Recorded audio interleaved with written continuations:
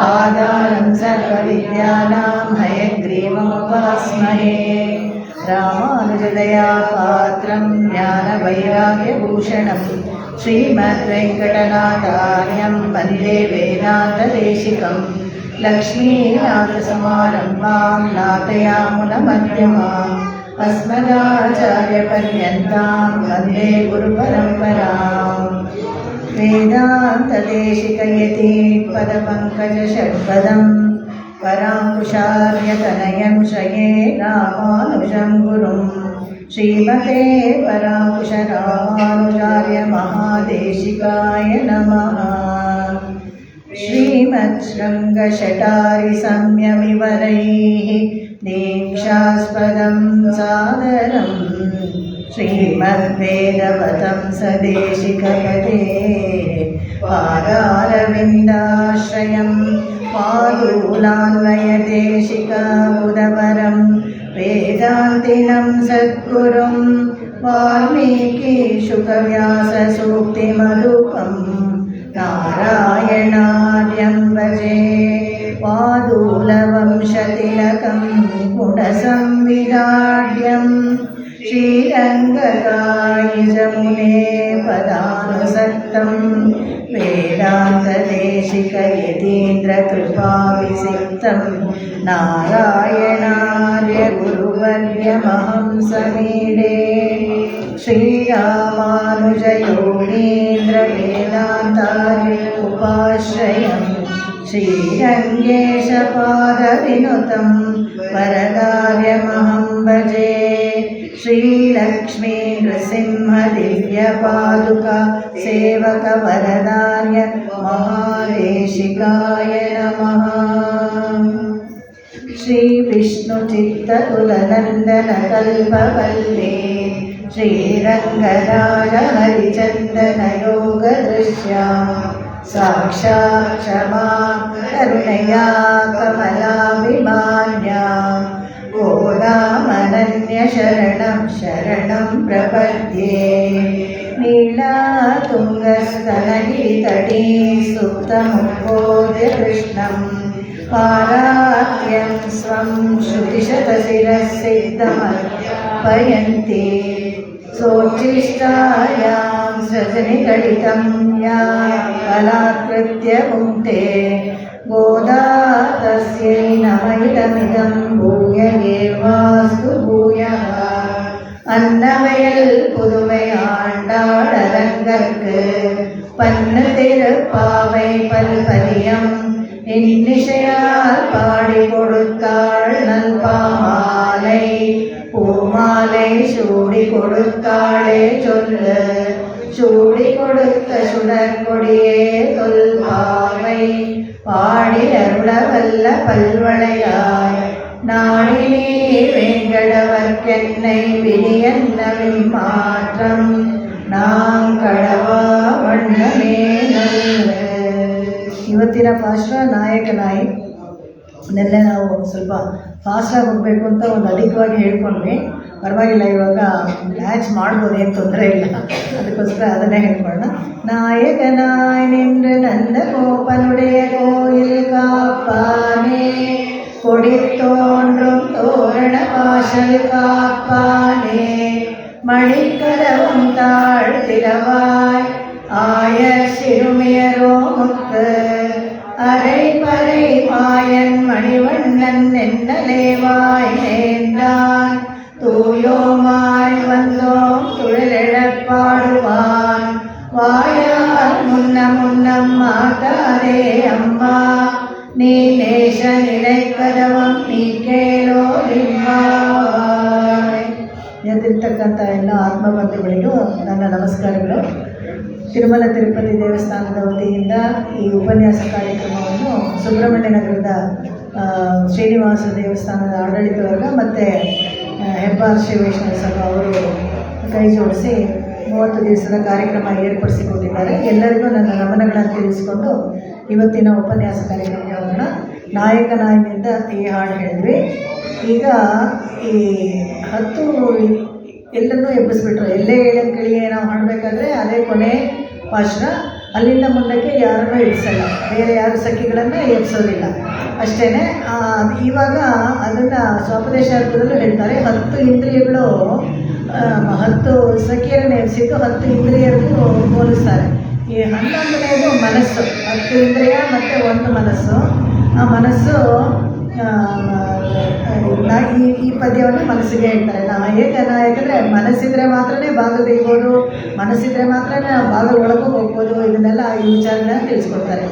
ನಿನ್ನೆ ದಿವಸ ನಾನು ಇದು ಹೇಳ್ತಾ ಇದ್ದಾಗ, ಈ ಎಲ್ಲೇ ಇಳಂಕಿಳಿಯ ಪದ್ಯ ಹೇಳ್ತಾ ಇದ್ದಾಗ ಈ ತಿರುಮಂಗೈ ಆಳ್ವಾರ ವಿಚಾರ ಅಷ್ಟು ಫಾಸ್ಟಾಗಿ ಹೋಗ್ಬಿಟ್ಟೆ ಅಂತ ಹೇಳಿದ್ರು. ಸ್ವಲ್ಪ ಆಳ್ವಾರ ವಿಚಾರ ಇನ್ನೊಂಚೂರು ಹೇಳಬೇಕಾಗಿತ್ತು ಅಂತ.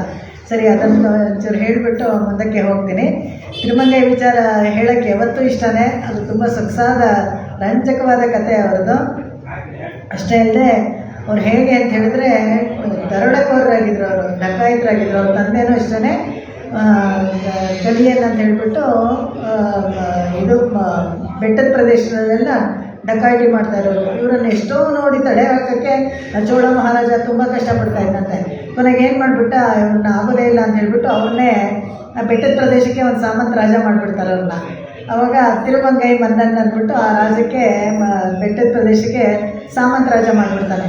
ನೀನು ಕಪ್ಪ ಕಾಣಿಕೆ ಕೊಡ್ತಾಯಿದ್ರು, ನೀನು ಏನಾದರೂ ಮಾಡ್ಕೊ ನಿನ್ನ ರಾಜ್ಯದಲ್ಲಿ ಅಂತ.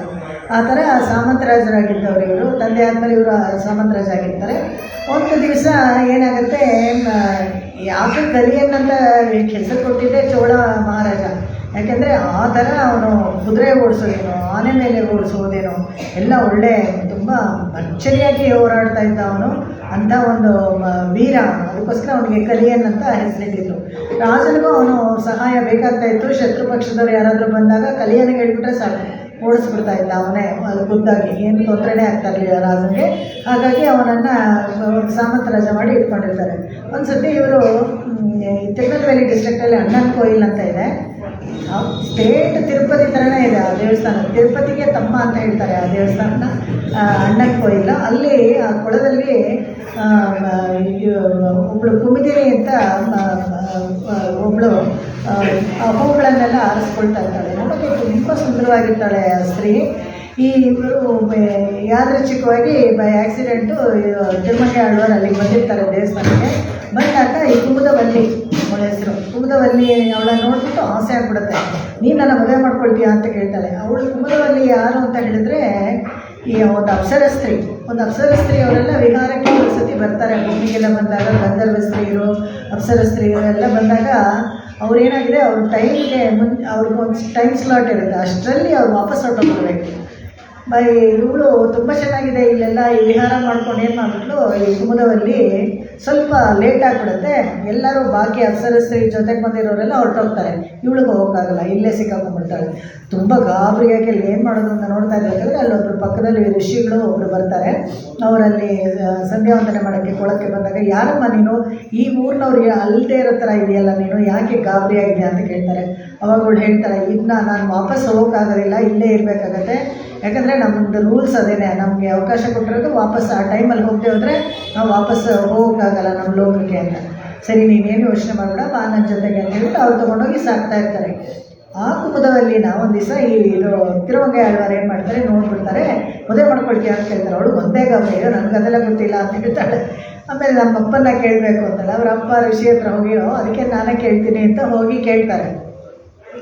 ಕೇಳಿದಾಗ ಅವ್ರು ಹೇಳ್ತಾರೆ, ಇಲ್ಲಪ್ಪ ಅವಳು ಸಾಧಾರಣ ಸ್ತ್ರೀ ಅಲ್ಲ, ಅವಳು ನಾನೆಲ್ಲ ಹೇಳಿದ್ರೆ ಕೇಳೋದಿಲ್ಲ, ನೀನೇ ಕೇಳು, ಮದುವೆ ಮಾಡ್ಕೊಳ್ಳೋಕೆ ಅವ್ಳಿಗೆ ಇಷ್ಟ ಇದ್ದರೆ ಆಮೇಲೆ ನೋಡೋಣ ಮುಂದುವರಿಯೋಣ ಅಂತ. ಸರಿ ಅಂದ್ಬಿಟ್ಟು ಅವಳನ್ನ ಹೋಗಿ ಕೇಳ್ತಾರೆ, ಮದುವೆ ಮಾಡ್ಕೊಳ್ತೀಯ ನನ್ನ ಅಂತ ಕೇಳಿದ್ರೆ ಅವಾಗ ಅವಳು ಒಂದಷ್ಟು ಕಂಡೀಷನ್ ಹಾಕ್ತಾಳೆ. ಇವಾಗೆಲ್ಲ ಹೆಣ್ಮಕ್ಳು ಕಂಡೀಷನ್ ಹಾಕ್ತಾರಲ್ಲ ಮದುವೆಗೆ, ಆ ಥರ. ಮುಂಚೆ ಎಲ್ಲ ಗಂಡು ಮಕ್ಳು ಹಾಕ್ತಾಯಿದ್ರು, ಇವಾಗ ಟೇಬಲ್ಸ್ ಟರ್ನ್ ರೌಂಡ್ ಹೆಣ್ಮಕ್ಳು ಕಂಡೀಷನ್ ಹಾಕ್ತಾರೆ. ಅವಳು ಹೇಳ್ತಾಳೆ, ಇದೇನಿಲ್ಲ ನೋಡಿ, ನನ್ನ ಮದುವೆ ಮಾಡ್ಕೊಳ್ಬೇಕು ಅಂತ ಹೇಳಿದ್ರೆ ದಿನ 1008 ಜನ ಶ್ರೀ ವೈಷ್ಣವರಿಗೆ ನೀವು ಊಟ ಹಾಕಬೇಕು. ತದೀಯ ಆರಾಧನೆ ಅಂದರೆ ಊಟ ಮಾಡೋದು ಅಂತಲೇ ಅಂದ್ಕೊಂಡ್ಬಿಡ್ತೀವಿ.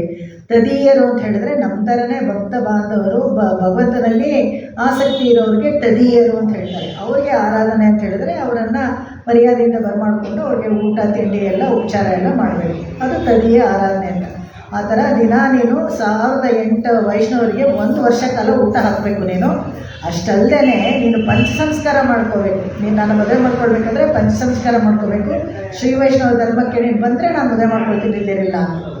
ಅದಕ್ಕೆ ನಾವು ಮಾಡೋಣ ಅಂತ ಹೇಳ್ಬಿಟ್ಟು ಇವನು ತಾನೇ ರಾಜ ತಾನೆ ಹೋಗಿ ಎಲ್ಲರನ್ನೂ ಕೇಳ್ತಾರೆ, ಎಲ್ಲ ಆಶ್ರಮಗಳಲ್ಲಿ ನನಗೆ ಪಂಚಸಂಸ್ಕಾರ ಮಾಡಿ ಅಂತ ಬ್ರಾಹ್ಮಣರ ಮನೆಗೆಲ್ಲ. ಇವನು ಡಕಾಯಿಟಿ ಇವ್ರ ಕೊಲೆ ಗಿಲೆ ಎಲ್ಲ ಮಾಡಿದಾರಲ್ಲ, ಯಾರೂ ಒಪ್ಕೊಳ್ಳೋದೇ ಇಲ್ವಂತೆ ಮಾಡೋಕ್ಕೆ. ನೋಡೋಣ ಆಮೇಲೆ ಹೋಗೋಣ ನೋಡೋಣ ಅಂತ ಹೇಳ್ಬಿಟ್ಟು ಮುಂದಾಕ್ಬಿಡ್ತಾರೆ. ಯಾರೂ ಪಂಚಸಂಸ್ಕಾರ ಇವನಿಗೆ ಮಾಡೋಕ್ಕೆ ತಯಾರಿರಲ್ಲ. ಅವಾಗ ಕೋಪ ಬಂದ್ಬಿಟ್ಟು ತಿರುನರಿಯೂರ ಹತ್ರ ಹೋಗಿ ಆ ದೇವರ ಹತ್ರ ಜಗಳ ಆಡ್ತಾನಂತೆ. ನಾನು ನಿನ್ನ ಭಕ್ತನಾಗಬೇಕು, ನಿನಗೆ ಪಂಚಸಂಸ್ಕಾರ ಮಾಡಿಸ್ಕೋಬೇಕು ಅಂತ ನಾನು ಬಂದರೆ ಯಾರೂ ಮಾಡಲ್ಲ ಅಂತಾರೆ, ನೀನೇ ಮಾಡು ಅಂತಾರೆ. ಸಾಕ್ಷಾತ್ ಭಗವಂತನೇ ಬಂದು ತಿರುಮಂಗೆ ಆಳ್ವಾರ್ಗೆ ಪಂಚಸಂಸ್ಕಾರ ಮಾಡಿದ್ದಾರೆ. ಇವತ್ತಿಗೂ ತಿರುನರಿಯೂರಿನಲ್ಲಿ ಹೋದರೆ ನೀವು ಶಂಖಚಕ್ರ ಬದಲಾಗಿದೆ. ಯಾವಾಗಲೂ ನಮ್ಗೆ ಹಾಕಿದ್ರೆ ಬಲಗಡೆ ಶಂಖ ಎಡಗಡೆ ಚಕ್ರ ಬರಬೇಕು. ಅಲ್ಲಿ ಭಗವಂತ ಕೈನಲ್ಲಿ ಉಲ್ಟಾ ಇಟ್ಕೊಂಡಿದ್ದಾನೆ. ತಿರುಮಂಗೆ ಆಳ್ವಾರ್ಗೆ ಪಂಚಸಂಸ್ಕಾರ ಮಾಡಿದ್ದಕ್ಕೋಸ್ಕರ ಅವ್ರಿಗೆ ಆ ಥರ ತಿರುನರಿಯೂರಲ್ಲಿ ಉಲ್ಟಾ ಇದೆ ಕೈನಲ್ಲಿ. ತಿರುನರಿಯೂರು ತುಂಬ 100 ಹಾಡು ಬರೆದಿದ್ದಾರೆ ತಿರುಮಂಗೆ ಆಳ್ವಾರ್ ತಿರುನರಿಯೂರ ಬಗ್ಗೆ. ತಿರುನರಿಯೂರು ಪಾಶ್ರಗಳೆಲ್ಲ ತುಂಬ ಸೊಗಸು. ಯಾಕಂದರೆ ಅಷ್ಟೊಂದು ಅದರಲ್ಲಿ ಪ್ರಕೃತಿ ಸೌಂದರ್ಯವನ್ನು ಅಷ್ಟು ಚೆನ್ನಾಗಿ ವರ್ಣಿಸಿದ್ದಾರೆ ತಿರುನರಿಯೂರು ಪಾಶ್ರದಲ್ಲಿ. ಆ ದೇವರ ಮೇಲೆ ತುಂಬ ಅಭಿಮಾನ ಅವ್ರಿಗೆ. ಯಾಕೆ ಅಂತ ಹೇಳಿದ್ರೆ ಅವರಿಗೆ ಪಂಚಸಂಸ್ಕಾರ ಮಾಡಿದ ದೇವರು ಅಂತ. ಸರಿ ಇಂಥ ಪಂಚಸಂಸ್ಕಾರ ಮಾಡಿಕೊಂಡು 1008 ಜನಕ್ಕೆ ದಿನ ತದಿಯರನ್ನೇ ಎಲ್ಲ ಮಾಡಿಸ್ತಾ ಇರ್ತಾನೆ. ಏನು ಮಾಡ್ತಾನೆ, ಇವ್ರ ಹತ್ರ ಕಪ್ಪ ಕಾಣಿಕೆ ಕೊಡಬೇಕಲ್ಲ, ಜೋಳ ರಾಜ ಎಲ್ಲ ಬಂದರೆ ಕೊಡೋದಿಲ್ಲಂತೆ. ಎಲ್ಲ ಬೊಕ್ಸದಲ್ಲಿ ಇರೋ ದುಡ್ಡೆಲ್ಲ ಒಂದು ದಿವಸಕ್ಕೆ 1000 ಜನಕ್ಕೆ ಊಟ ಹಾಕಬೇಕು ಅಂದರೆ ಎಷ್ಟು ದುಡ್ಡು ಬೇಕು, ಎಲ್ಲ ಖಾಲಿ ಆಗಿಬಿಡುತ್ತೆ. ಬೊಕ್ಸದಲ್ಲಿ ಇರೋದೆಲ್ಲ ದುಡ್ಡೆಲ್ಲ ಖಾಲಿ ಮಾಡಿಬಿಡ್ತಾರೆ. ಸರಿ ಅವನು ಕಪ್ಪ ಕಾಣಿಕೆ ಕೊಡಬೇಕು ಅಂತ ಚೋಳ ರಾಜ ಹೇಳಿ ಕಳಿಸಿದ್ರೆ ಏನು ಜವಾಬೇ ಕೊಡೋದಿಲ್ಲ, ಅವನಿಗೆ ಉತ್ತರನೇ ಕೊಡೋದಿಲ್ಲ, ವಾಪಸ್ ಹೊರಟೋಗ್ತಾನೆ. ಅವಾಗ ಚೋಳ ಅವನೇ ಬರ್ತಾನೆ, ಮಹಾರಾಜನೇ ಬಂದು ನೋಡು ಇದೆಲ್ಲ ಚೆನ್ನಾಗಿರಲ್ಲ, ನಾನು ನಿನ್ನ ಸೆರೆಮನೆಯಲ್ಲಿ ಹಾಕ್ಬಿಡ್ತೀನಿ ಅಂತ. ಅವಾಗ ಸ್ವಲ್ಪ ಭಯ ಆಗುತ್ತೆ ತಿರುಮಂಗೆ ಆಳ್ವಾರ್ಗೆ, ಇದೇನೋ ಎಡವಟ್ಟು ಆಗ್ಬಿಡ್ತಲ್ಲ, ಏನು ಮಾಡೋದು ಅಂತ. ಮಲ್ಕೊಂಡಿದ್ರೆ ಕನಸಲ್ಲಿ ಬರುತ್ತೆ, ಏನಿಲ್ಲ ನೀನು ಹೋಗಿ ಇವನಿಗೆ ರಾಜನಿಗೆ ಹೇಳು, ಕಾಂಚೀಪುರದಲ್ಲಿ ಹೋಗಿ ಒಂದು ನಿಧಿ ಇದೆ, ಆ ಜಾಗ ನಿನಗೆ ತೋರಿಸ್ಕೊಡ್ತೀನಿ, ಅಲ್ಲಿ ಹೋಗಿ ಆ ರಾಜನಿಗೆ ತೋರಿಸ್ಬಿಡು, ನಿಧಿ ತೊಗೊಂಡ್ಬಿಡ್ಲಿ ಅಂತ. ಅವ್ನಿಗೆ ಏನು ಬರಬೇಕು ಕಪ್ಪು ಕಾಣಿಕೆ ಬಾಕಿ ಎಲ್ಲ ಅದರಲ್ಲಿ ತೊಗೊಂಡ್ಬಿಡ್ಲಿ ನೀನು ಅಂತ. ಇವನಿಗೆ ಕನಸು ಬಂತಲ್ಲ, ನಿಜನೋ ಏನೋ ಅಂತ. ಆದರೂ ರಾಜನಿಗೆ ಹೇಳ್ತಾನಂತೆ, ಈ ಥರ ನನಗೆ ಕನಸು ಬಂತು, ಭಗವಂತ ಅಲ್ಲಿ ಬೊಕ್ಕಸ ಇಟ್ಟಿದ್ದಾನಂತೆ, ಬನ್ನಿ ಅಂತ. ಹೋಗಿ ಕರ್ಕೊಂಡು ಹೋಗ್ತಾರೆ ಕಾಂಚೀಪುರಂಗೆ. ವೇಗವತಿ ತೀರದಲ್ಲಿ ಅದನ್ನು ನೋಡಿದ್ರೆ ಅಷ್ಟು ಚಿನ್ನ ಬೆಳ್ಳಿ ಎಲ್ಲ ನಗನಾಣಿಗಳೆಲ್ಲ ತುಂಬ ಸಿಗುತ್ತಂತೆ ಬೊಕ್ಕಸ. ಸರಿ ರಾಜ ನನಗೆ ಯಾವುದು ಬಾಕಿ ಬೇಕೋ ಅದನ್ನೆಲ್ಲ ತೊಗೊಂಡು ಉಳಿದಿದ್ದು ಇವನಿಗೆ ಕೊಡ್ತಾನೆ. ಹೋಗು ನೀನೇನಾದರೂ ಮಾಡ್ಕೊ, ಈ ಥರ ಇದು ಮಾಡಬೇಡ, ಇನ್ಮೇಲೆ ಕರೆಕ್ಟಾಗಿ ಕಪ್ಪು ಕಾಣಿಕೆ ಕೊಡು ಅಂತ ಕಳಿಸ್ಬಿಡ್ತಾನೆ. ಆಮೇಲೆ ಏನಾಗುತ್ತೆ, ಎಷ್ಟು ದಿವಸ ಬರುತ್ತೆ ಕೂಡಿಟ್ಟ ಹಣ, ಅದನ್ನು ಖರ್ಚಾಗೋಗುತ್ತೆ. ಏನು ಮಾಡಬೇಕು ಅಂತ ಗೊತ್ತಾಗಲ್ಲ. ಸರಿ ಮತ್ತೆ ಕಳ್ತನನೇ ಶುರು ಮಾಡ್ತಾನೆ. ಅವ್ರ ತಂದೆ ಮಾಡ್ತಾ ಇದ್ದಿದ್ದು ವೃತ್ತಿ ಇತ್ತಲ್ಲ ದರೋಡೆಕೋರ, ಅದನ್ನೇ ಮಾಡ್ತಾ ಇರ್ತಾನೆ. ಮಾಡಿದ್ರು ಒಂದು ಸತಿ ಸಾಕಾಗ್ತಾ ಇರಲಿಲ್ವಂತೆ. ಏನು ಮಾಡೋದು, ಇವ್ರು ಕಷ್ಟ ಆಗ್ತಾ ಇದೆಯಲ್ಲ ಅಂತ ಇರ್ಬೇಕಾದ್ರೆ ಒಂದು ನ್ಯೂಸ್ ಬರುತ್ತೆ. ಯಾವಾಗಂದರೆ ಯಾವುದೋ ಒಂದು ಮದುವೆ ಇದು ದಿಪ್ಪಣ ಬರ್ತಾ ಇದೆ. ಇದನ್ನು ಒಂದು ಸತಿ ಎಲ್ಲರೂ ಅವ್ರನ್ನ ಹಾಕ್ಬಿಟ್ಟು ಎಲ್ಲ ದರೋಡೆ ಮಾಡಿಬಿಟ್ರೆ 1 ವರ್ಷ ಕಾಲ ನಾವು ಚೆನ್ನಾಗಿರ್ಬೋದು, ಯಾವುದೂ ಯೋಚನೆ ಇಲ್ಲ ಅಂತ. ಈ ತಿರುಮಂಗೆ ಆಳ್ವಾರ್ಗೆ 4 ಜನ ಇದು ಪರ್ಸನಲ್ ಏಡ್ಸ್ ಅಂತಾರಲ್ಲ, ಈ ಕಳ್ಳರಿಗೆ ಜೊತೆಗೆ ಸುತ್ತಲೂ 4 ಜನ ಇರ್ತಾರಲ್ಲ, ಅವರು ಒಂದೊಂದರಲ್ಲಿ ಒಬ್ಬೊಬ್ಬರು ಎಕ್ಸ್ಪರ್ಟ್. ಏನಪ್ಪ ಅಂತ ಹೇಳಿದ್ರೆ, ಒಬ್ಬರು ನೀರು ಮೇಲೆ ನಡಪ್ಪ, ಅವ್ರು ನೀರು ಮೇಲೆ ನಡ್ಕೊಂಡು ಅಷ್ಟು ಫಾಸ್ಟಾಗಿ ಓಡೋಗ್ಬಿಡ್ತಾರೆ. ಗದ್ದ ಮೇಲೆ ಓಡಬೇಕಲ್ವ, ಮಧ್ಯದಲ್ಲಿ ಯಾವುದಾದ್ರೂ ಈ ಥರ ಕೆರೆ ಕುಂಟೆ ಸಿಕ್ಕಿದ್ರೆ ಅದ್ರ ಮೇಲೆ ನಡ್ಕೊಂಡು ಓಡೋಷ್ಟು ಅವನಿಗೆ ಕೆಪಾಸಿಟಿ ಇರುತ್ತಂತೆ, ನೀರು ಮೇಲೆ ನಡಪ್ಪ. ಆಮೇಲೆ ಇನ್ನೊಬ್ಬ ತಾಳು ಊದುವಾನಂತೆ, ಎಂಥ ಬೀಗ ಆದರೂ ಬಾಯಲ್ಲಿ ಸುಮ್ಮನೆ ಊದಿದ್ರೆ ಆ ಬೀಗ ತೆಕ್ಕೊಂಡ್ಬಿಡ್ತಾ ಇತ್ತಂತೆ, ಅಷ್ಟು ಎಕ್ಸ್ಪರ್ಟೈಸ್, ಸುಲಭವಾಗಿ ತೆಗೆದುಬಿಡ್ತಿದ್ದ ಅಂತ. ತೋಲಾ ವಳಕನ್ನಂತೆ. ತೋಲಾ ವಳಕಂದ್ರೆ ಒಬ್ಬ ಲಾಯರ್, ಅವನಿಗೆ ಹಾಕಿದ ಕೇಸಲ್ಲಿ ಸೋಲ್ತಾನೆ ಇರಲಿಲ್ವಂತೆ, ಅಂಥ ಒಂದು ಗಟ್ಟಿ ಲಾಯರ್. ಕ್ರಿಮಿನಲ್ಸ್ ಎಲ್ಲ ಯಾವಾಗಲೂ ಅಷ್ಟೇ, ಕ್ರಿಮಿನಲ್ ಲಾಯರ್ ಒಬ್ಬರನ್ನ ಇಟ್ಕೊಂಡಿರ್ತಾರೆ. ಎಲ್ಲ ಇವ್ರ ಪಕ್ಕನೇ ಆಗೋ ಥರ ಅವ್ರು ವಾದಿಸ್ಕೊಡ್ತಾರೆ. ಯಾಕಂದರೆ ಅವ್ರಿಗೆ ಅದೇ ಕೆಲಸ, ಅವ್ರಿಗೆ ತಪ್ಪಿದ್ರೆ ಕೂಡ ಅದನ್ನು ಸರಿ ಅಂತ ಹೇಳಿ ಲಾನಲ್ಲಿ ಅವ್ರಿಗೆ ಇದು ಮಾಡ್ಕೊಳ್ಳೋದು ಅದೇ ಕೆಲಸ. ಅದಕ್ಕೆ ತೋಳ ವಳಕನ್ನಂತ ಅವನೊಬ್ಬರು. ಆಮೇಲೆ ನೀಳಲು ದೊಂಗುವಾನ ಅಂತ ಹೇಳಿದ್ರೆ ಅವನೊಬ್ಬ ಇರ್ತಾನೆ, ಅವನು ಐಡೆಂಟಿಫೈ ಮಾಡ್ತಾನೆ ಇವತ್ತು ಯಾರ ಮನೆಗೆ ನಾವು ದರೋಡೆ ಹಾಕಬೇಕು ಅಂತ. ಅವನಿಗೆ ಯಾರದು ನೆರಳು ನೋಡಿದ್ರೆ ಅವನಿಗೆ ಗೊತ್ತಾಗ್ತಿತ್ತಂತೆ, ಇವತ್ತು ಇವರೆಲ್ಲ ಆಸ್ತಿ ಎಲ್ಲ ಕಳ್ಕೋತಾರೆ ಅಂತ. ಅವನಿಗೆ ಅದೊಂಥರ ಶಕುನ ಅವನಿಗೆ. ಅದಕ್ಕೆ ಅವನ ನೀಳು ಉದಂಗುವಾನ್ ಅಂತೀವಿ. ಈ 4 ಜನ ಇಟ್ಕೊಂಡು ಚೆನ್ನಾಗಿ ಈ ಥರ ಎಲ್ಲ ದರೋಡೆ ಮಾಡ್ಕೊಂಡು ಇದ್ರಂತೆ. ಅವಾಗ ಒಂದು ಸತಿ ಏನಾಗುತ್ತೆ, ಈ ಥರ ದೊಡ್ಡ ದಿಬ್ಬಣ ಬರ್ತಾಯಿದೆ, ಹೋಗೋಣ ಬಾ ಒಂದೇ ಸತಿ ಎಲ್ಲ ಮಾಡೋಣ ಅಂತ ನೋಡ್ತಾರೆ. ಎಲ್ಲರೂ ಮನಮಂದಿ ಎಲ್ಲ ಚೆನ್ನಾಗಿ ಇರೋಬರ ಒಡವೆ ಎಲ್ಲ ಹಾಕೊಂಬಂದ್ಬಿಟ್ಟಿದ್ದಾರೆ. ಮದುವೆ ಗಂಡು ಮದುವೆ ಹೆಣ್ಣಂತೂ ಮೇಲಿಂದ ಕಾಲಿಂದ ತಲೆವರೆಗೂ ಅಷ್ಟು ಒಡವೆಗಳು ಹೇರ್ಕೊಂಬಂದಿದ್ದಾರೆ. ಕೇರಳ ಕಡೆ ಎಲ್ಲ ಹೋದರೆ ನೀವು ಹಾಗೇನೆ ಪೂರ್ತಿ ಅಲ್ಲಿ ಜಾಗನೇ ಇರಲ್ಲ, ಹಾಕಕ್ಕೆ ಒಂದಾದ್ಮೇಲೆ ಆಗ ಹಾಕಿರ್ತಾರೆ.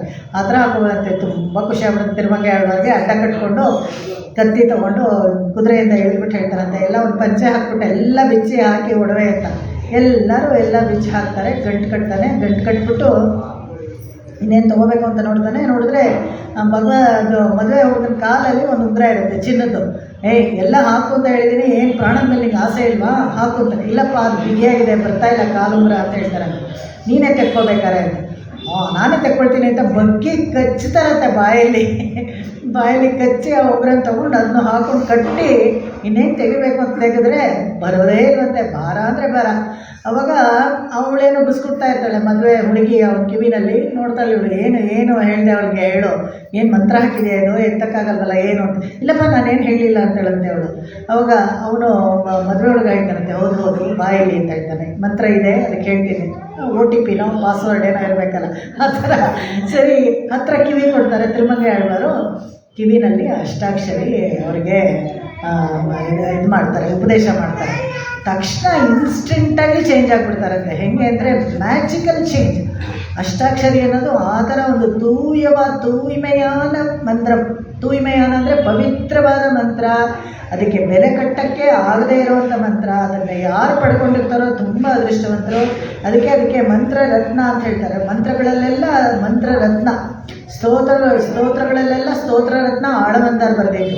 ಆ ಥರ ಒಂದೊಂದಕ್ಕೂ ಒಂದೊಂದು ವಿಶೇಷವಾಗಿ ಹೇಳ್ತಾರೆ. ಹೀಗೆ ಮಂತ್ರರತ್ನವನ್ನು ಪಡ್ಕೊಳ್ತಾನೆ.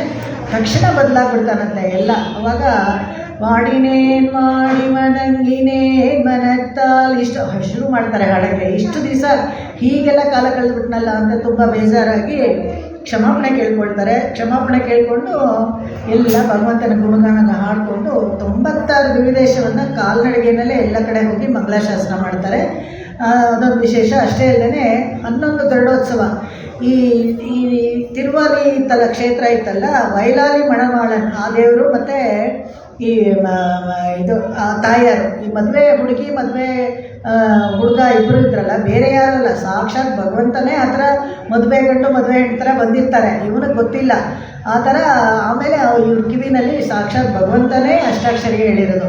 ಇವನಿಗೆ ಎಷ್ಟು ಅದೃಷ್ಟ ನೋಡಿ. ತಿರುಮಂಗೆ ಆಳ್ವಾರಿಗೆ ಪಂಚ ಸಂಸ್ಕಾರನೂ ತಿರುನರಿಯೂರು ಭಗವಂತನೇ ಮಾಡಿದ್ದು. ಮತ್ತು ಇದು ಅಷ್ಟಾಕ್ಷರಿ ಉಪದೇಶನೂ ಸಾಕ್ಷಾತ್ ಭಗವಂತನೇ ಕಿವಿನಲ್ಲಿ ಕೊಟ್ಟಿತ್ತು. ತಕ್ಷಣ ಇವನು ಎಲ್ಲ ಇದು ಮಾಡಿಬಿಟ್ಟು ಸರಿ ಹೋಗ್ತಾನೆ. ಅವಳು ಮುದುವಲ್ಲಿ ಎಲ್ಲರೂ ಎಲ್ಲ ಯಾತ್ರೆಗಳೆಲ್ಲ ಮಾಡ್ತಾರೆ. 96 ದಿವ್ಯದೇಶಕ್ಕೆಲ್ಲ ಹೋಗ್ತಾರೆ.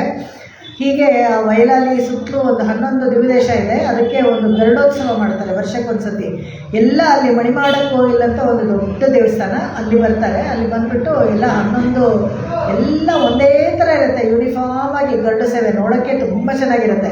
ಅದನ್ನು ಮಾಡ್ತಾರೆ. ತಿರುಮಂಗೆ ಆಳ್ವಾರು ಎತ್ತರವಾಗಿ ಒಂದು ಹಂಸವಾಹನದಲ್ಲಿ ಕೂತಿರ್ತಾರೆ. ಒಂದೊಂದಾಗಿ ವಿಜಯ ಮಾಡಿಸ್ತಾರೆ. ರಾತ್ರಿ 11 ಗಂಟೆ ಅಷ್ಟೊತ್ತಲ್ಲಿ ಹೊರಡುತ್ತೆ. ತಮಿಳ್ನಾಡಲ್ಲಿ ಕೇಳಬೇಕಾ, ಎಲ್ಲ ಮಲ್ಲಿಗೆ ಹೂವು ಎಲ್ಲ ಅಲಂಕಾರ. 11 ಗರುಡೋತ್ಸವ ಎಲ್ಲ ಲೈನಾಗಿರ್ಬೇಕಾದ್ರೆ ಆ ಏರಿಯಾ ಎಲ್ಲ ಒಳ್ಳೆ ಮಲ್ಲಿಗೆ ಕಂಪು, ಅಷ್ಟು ಚೆನ್ನಾಗಿರುತ್ತೆ. ಆ ವಾತಾವರಣನೇ, ಆ ಸನ್ನಿವೇಶನೇ ತುಂಬ ಚೆನ್ನಾಗಿರುತ್ತೆ. ಅದನ್ನು ಏರ್ಪಡಿಸ್ಕೊಟ್ರು. ಅಷ್ಟೇ ಅಲ್ಲದೆ ಇವತ್ತಿಂದ ಏನು ಅಧ್ಯಯನೋತ್ಸವ ಶುರುವಾಗಿದೆ. ಪ್ರಬಂಧದ ದಿವ್ಯ ಪ್ರಬಂಧ ಅಧ್ಯಯನ ಎಲ್ಲ ಮಾಡ್ತಾರಲ್ಲ, ಅದನ್ನು ಕೂಡ ಸಾಕ್ಷಾತ್ ತಿರುಮಂಗೆ ಆಳ್ವಾರೇ ಶುರು ಮಾಡಿದ್ರು. ಅವ್ರು ಹೇಗೆ ಶುರು ಮಾಡಿದ್ರು ಅಂತ ಹೇಳಿದ್ರೆ, ಆಳ್ವಾರ್ ತಿರುನಗರಿಯಿಂದ ನಮ್ಮ ಆಳ್ವಾರನ್ನ ವರ್ಚುವಲಿ ನಿಜವಾಗ್ಲೂ ವಿಜಯ ಮಾಡಿಸ್ಕೊಂಡು ಬರೋರು. ಆ ಉತ್ಸವವನ್ನು ವಿಜಯ ಮಾಡಿಸ್ಕೊಂಡು ಶ್ರೀರಂಗದ ದೇವಸ್ಥಾನದಲ್ಲಿ ಇದರಲ್ಲಿ ಮಂಟಪದಲ್ಲಿಟ್ಟು, ರಂಗಮಂಟಪದಲ್ಲಿಟ್ಟು ಪಹಲ್ಪತ್ತು ಎಲ್ಲ ಮಾಡೋರು. ಮಾಡಿಬಿಟ್ಟು ರಾಪತ್ತು ಎಲ್ಲ ಮುಗಿಸಿ 20 ದಿವಸಕ್ಕೆ ಮತ್ತೆ ವಾಪಸ್ಸು ವಿಜಯ ಮಾಡಿಸ್ಕೊಂಡು ತಿರ್ಗಾ ಹೋಗಿ ಆಳ್ವಾರ್ ತಿರುನಗರಿಗೆ ಬಿಡಬೇಕು. ಇದಿಷ್ಟು ಸುಮಾರು ಒಂದು ಹೆಚ್ಚು ಕಡಿಮೆ 45-50 ದಿವಸ ಒಂದೊಂದು ಹೆಚ್ಚು ಕಡಿಮೆ ಆಗ್ತಾಯಿತ್ತು. ಹೇಗೆ ಅಂತ ಹೇಳಿದ್ರೆ, ತಿರುಮಂಗೆ ಆಳ್ವಾರು ಇದು ಅಧ್ಯಯನೋತ್ಸವ ಶುರು ಆದಮೇಲೆ ಮತ್ತು ಕೂರತ್ತಾಳ್ವಾರ್ ತಿರುನಕ್ಷತ್ರ ಬರೋವರೆಗೂ ಆಲ್ಮೋಸ್ಟು, ಯಾಕಂದರೆ ಕಾಡ್ದಾರಿಯಾಗೆಲ್ಲ ನಡ್ಕೊಂಡು ಹೋಗಬೇಕಾಗಿತ್ತಲ್ಲ, ತುಂಬ ಜನ ಬೇಕು. ಅದಕ್ಕೋಸ್ಕರ ಏನು ಮಾಡಿದ್ರು, ಯಾರ್ಯಾರು ಇರ್ತಾರೋ ಎಲ್ಲರೂ ಜೊತೆಗೆ ಬರಬೇಕು ಉತ್ಸವದಲ್ಲಿ ಅಂತ. ನಾವು ಇವಾಗೆಲ್ಲ ನೋಡ್ತೀವಿ, ಯಾರು ಉತ್ಸವ ಎಲ್ಲ ಹೊರಟ್ರೆ ಜೊತೆಗೆ ಹಿಂದ್ಗಡೆ ಯಾರೂ ಹೋಗೋಲ್ಲ ಜಾಸ್ತಿ ಜನ. ಅಲ್ಲಿ ಖಂಡಿತ ಬರಲೇಬೇಕು ಅಂತ, ಯಾಕಂದರೆ ಕಳ್ಳಕಾಕರ ಭಯ ಎಷ್ಟೋ ಸತಿ ಕದ್ಕೊಂಡ್ಬಿಟ್ಟಿದ್ರು, ಎಲ್ಲ ದೇವರುಗಳನ್ನೆಲ್ಲ ಕದ್ಬಿಡ್ತಾರೆ. ಅದಕ್ಕೋಸ್ಕರ ಕಳ್ಳಕಾಕರ ಭಯ ಆದ್ದರಿಂದ ಎಲ್ಲರೂ ಬರಬೇಕು ಅಂತ. ಅವಾಗ ಅದಕ್ಕೋಸ್ಕರ ಅನಧ್ಯಯನ ಅಂತ ಇಟ್ಟರು. ಆ ಟೈಮಲ್ಲಿ ಅನಧ್ಯಯನ ಅಂತ ಹೇಳಿದ್ರೆ ಯಾರು ದೇವಸ್ಥಾನದಲ್ಲಿ ಪ್ರಬಂಧ, ಮನೆಯಲ್ಲಿ ಪ್ರಬಂಧ ಎಲ್ಲ ಹೇಳೋ ಹಾಗಿಲ್ಲ ಅಂತ ಕಟ್ಟುನಿಟ್ಟಾಗಿಟ್ಟರು. ಈ ಕಾರಣ ಅದೇನೆ, ಪ್ರಬಂಧಕ್ಕೆ ಅನಧ್ಯಯನ ಅಂದರೆ ಅದೇ ಕಾರಣ. ವೇದಗಳಿಗೂ ಅನಧ್ಯಯನ ಅಂತ ಕಾರಣ ಇದೆ. ಪರ್ವಕಾಲಗಳಲ್ಲಿ ಅಷ್ಟಮಿ ಮತ್ತು ಪ್ರಥಮೆ ಅಂತ ದಿವಸ ಎಲ್ಲ ಅನಧ್ಯಯನ ಅಂತ ಹೇಳ್ತಾರೆ. ಈ ವೇದಗಳಿಗೆ ಅನಧ್ಯಯನ ಅಂತ ಏನಪ್ಪ ಅಂದರೆ ಹೊಸ ಪಾಠ ಹೇಳಿಕೊಡಲ್ಲ. ಅಂದರೆ ನೀವು ಆವರ್ತಿ ಹಾಕೋಬೋದು, ಮನೆಯಲ್ಲಿ ಬ್ರಹ್ಮಯಜ್ಞ ಎಲ್ಲ ಮಾಡ್ಬೋದು, ಹೊಸದಾಗಿ ಪಾಠ ಯಾವುದೂ ಹೇಳ್ಕೊಡಲ್ಲ. ಆ ಥರ ಅನಧ್ಯಯನದಲ್ಲಿ ಹೊಸ ಪಾಠ ಹೇಳಿಕೊಟ್ರೆ ಆ ಮಂತ್ರ ಸಿದ್ಧಿ ಆಗೋದಿಲ್ಲ ಅಂತ. ವೇದಗಳೆಲ್ಲ ಬರೀ ಮಂತ್ರಗಳೇ. ಅನಧ್ಯಯನ ಕಾಲದಲ್ಲಿ ಅದನ್ನು ಹೇಳಿಕೊಟ್ರೆ ಅವಾಗ ಮಂತ್ರ ಸಿದ್ಧಿ ಆಗಲ್ಲ ಅಂತ. ಈ ದಿವ್ಯ ಪ್ರಬಂಧದ ಅನಧ್ಯಯನ ಮಾಡಿದ ಕಾರಣ ಮಾತ್ರ ತಿರುಮಂಗೈ ಆಳ್ವಾರ್ ಇದೇ ಕಾರಣ. ಯಾಕಂತ ಹೇಳಿದ್ರೆ ನಮ್ಮ ಆಳ್ವಾರ್ನ ವಿಜಯ ಮಾಡಿಸ್ಕೊಂಡು ಬರ್ತಾಯಿದ್ರು, ಮತ್ತೆ ವಾಪಸ್ ತೊಗೊಂಡೋಗಿ ಆಳ್ವಾರ್ ದಿನಗರಿಗೆ ಬಿಡೋ ಅಷ್ಟೊತ್ತಿಗೆ ಅಷ್ಟು ಟೈಮ್ ಆಗ್ತಾಯಿತ್ತು. ಇವಾಗ ಅದೇನು ಆ ಥರ ಕರ್ಕೊಂಡೆಲ್ಲ ಬರೋದಿಲ್ಲ, ಇವಾಗ ಅದೆಲ್ಲ ನಿಂತು ಹೋಗ್ತಿದೆ. ಇಲ್ಲೇ ನಮ್ಮ ಆಳ್ವಾರ್ ಬೇರೆ ಪ್ರತಿಷ್ಠೆ ಮಾಡಿಕೊಂಡು ಅದು ಉತ್ಸವ ಅಂತೂ ಮಾಡ್ತಾರೆ. ಈ ಥರ ಅಧ್ಯಯನೋತ್ಸವ ಮಾಡಿದೆ ಅವರು. ಅಷ್ಟೇ ಅಲ್ಲದೆ ಇವರು ಈ ಪ್ರಸ್ತುತ ಏನಿದೆ ಶ್ರೀರಂಗದಲ್ಲಿ ಒಂದು 1000 ಕಾಲು ಮಂಟಪ ಮತ್ತು ಸಪ್ತಪ್ರಾಕಾರ ಮಾಡಿದರು. ಸಪ್ತಪ್ರಾಕಾರ ಹೇಗೆ ಅಂದರೆ ಅನುಕರಣೆ, ವೈಕುಂಠದಲ್ಲಿ ಹೇಗಿದೆಯೋ ಸಪ್ತಪ್ರಾಕಾರಗಳು ಅದೇ ಥರ ದೊಡ್ಡ ದೊಡ್ಡ ಮದಿಳು ಗೋಡೆಗಳು ಎಲ್ಲ ಮಾಡಿದ್ರು. ಯಾಕಂದರೆ ಅವಾಗವಾಗ ನೆರೆ ಆಗ್ಬಿಡ್ತಾ ಇತ್ತು. ಶ್ರೀರಂಗದಲ್ಲಿ ಕಾವೇರಿ ನದಿ ಇದೆಯಲ್ಲ, ಇವಾಗಾದರೆ ಡ್ಯಾಮ್ಗಳು ಕಟ್ಟಿಬಿಟ್ಟಿದ್ದಾರೆ, ಅಷ್ಟೆಲ್ಲ ನೆರೆ ಬರೋದಿಲ್ಲ. ಎಲ್ಲ ಬಂದು ದೇವಸ್ಥಾನದೊಳಗೆಲ್ಲ ನೀರು ನುಗ್ಗಿಬಿಡ್ತಾಯಿತ್ತು. ಅದಕ್ಕೆ 7 ಪ್ರಾಕಾರದ ಗೋಡೆಗಳು ದಪ್ಪಕ್ಕೆ ಎಷ್ಟು ದೊಡ್ಡ ದೊಡ್ಡದಾಗಿ ಕಲ್ಲನ್ನು ಇಟ್ಟು ಕಟ್ಟಿರೋರು, ನೀರೆಲ್ಲ ಆ ಥರ ಒಳಗಡೆ ಬರದೇ ಇರೋ ಥರ ಕಾಪಾಡ್ಕೊಂಡಿದ್ರು. ಅಷ್ಟೇ ಅಲ್ಲದೆ ವೈಕುಂಠದಲ್ಲಿ ಒಂದು 1000 ಕಾಲು ಮಂಟಪ ಇದೆ. ಇವರು ಭಗವದ್ ರಾಮಾನುಜರು ಅವರು ಇದರಲ್ಲೆಲ್ಲ ವರ್ಣಿಸಿದ್ದಾರೆ ಗದ್ಯದಲ್ಲಿ. ಅದೇ ಥರ 1000 ಕಾಲು ಮಂಟಪ ಹೇಗಿದೆಯೋ ವೈಕುಂಠದಲ್ಲಿ ಅದೇ ಥರ ಅನುಕರಣೆ ಮಾಡಿ ಒಂದು 1000 ಕಾಲು ಮಂಟಪ ಶ್ರೀರಂಗದಲ್ಲಿ ಕಟ್ಟಿದ್ದಾರೆ. ತುಂಬ ಚೆನ್ನಾಗಿದೆ. ಒಂದು ಕಂಬ ಥರ ಇನ್ನೊಂದು ಕಂಬ ಇಲ್ಲ ಅಲ್ಲಿ. No two pillars are same ಅಲ್ಲಿ. ಅಷ್ಟೇ ಅಲ್ಲದೆ ಮೊನಾಲಿಥಿಕ್ ಸಿಂಗಲ್ ಸ್ಟೋನ್ ಪಿಲ್ಲರ್ಸ್ ಆ ಥರ ತೊಗೊಂಬಂದು ಅದನ್ನು ಕಟ್ಟಿ ದೊಡ್ಡ ಮಂಟಪ. ಯಾಕಂದರೆ ಅವಾಗೆಲ್ಲ ಅಧ್ಯಯನಕ್ಕೆ ಕೂತ್ಕೊಂಡ್ರೆ ಅಷ್ಟು ಜನ ಇರೋರು, ಎಲ್ಲರೂ ಪ್ರಬಂಧ ಬರೋದು, ಎಲ್ಲರೂ ಕೂತ್ಕೊಂಡು ಹೇಳೋರು. ಇಷ್ಟಕ್ಕೂ ಅವಾಗೆಲ್ಲ ಯಾರು ಹೆಂಗಸರೆಲ್ಲ ಏನೂ ಹೇಳ್ತಾ ಇರಲಿಲ್ಲ, ಬರೀ ಗಂಡಸರು ಮಾತ್ರನೇ ಹೇಳ್ತಾ ಇದ್ದು. ಇವಾಗ ಕಾಂಚೀಪುರದಲ್ಲಿ ಮತ್ತು ಶ್ರೀರಂಗದಲ್ಲಿ ಹೆಂಗಸರ ಯಾರೂ ಹೇಳೋದಿಲ್ಲ. ಆದರೆ ಇಲ್ಲಿ ಬೆಂಗಳೂರಿನಲ್ಲಿ ಹೆಂಗಸರೇ ಜಾಸ್ತಿ ಹೇಳೋದು ಪ್ರಬಂಧ. ಅದೆಲ್ಲ ಎಲ್ಲೋದ್ರೂ ಹೆಂಗಸರೇ ಜಾಸ್ತಿ. ಒಂದು ಉಪನ್ಯಾಸಕ್ಕೆ ಹೋದ್ರೆ ಹೆಂಗಸರೇ ಜಾಸ್ತಿ, ಗೋಪಿಕೆಯರೇ ಜಾಸ್ತಿ ಅಂತ ಇಟ್ಕೊಳ್ಳಿ. ಹೋಗಲಿ, ಭಗವಂತರಿಗೆಲ್ಲ ನಾವು ಹತ್ರವಾಗಿದ್ದೀವಿ ಅಂತ ಅನ್ಕೋಣ. ಅಥವಾ ಅವರು ಭಕ್ತಿ ಜಾಸ್ತಿಯಾಗಿ ಎಕ್ಸಸ್ ಆಗಿಬಿಟ್ಟಿದೆ ನಾವು ಗಂಡಸರಿಗೆ, ಏನೋ ಅವರೆಲ್ಲ ಬರೋದಿಲ್ಲ. ಇಲ್ಲಂದರೆ ಪಾಲಿಟಿಕ್ಸಲ್ಲಿ ಇಂಟ್ರೆಸ್ಟೋ, ಕ್ರಿಕೆಟೋ ಏನಾದರೂ ಒಂದಿರುತ್ತಲ್ಲ, ಅದನ್ನು ನೋಡ್ತಾ ಇರ್ತಾರೆ.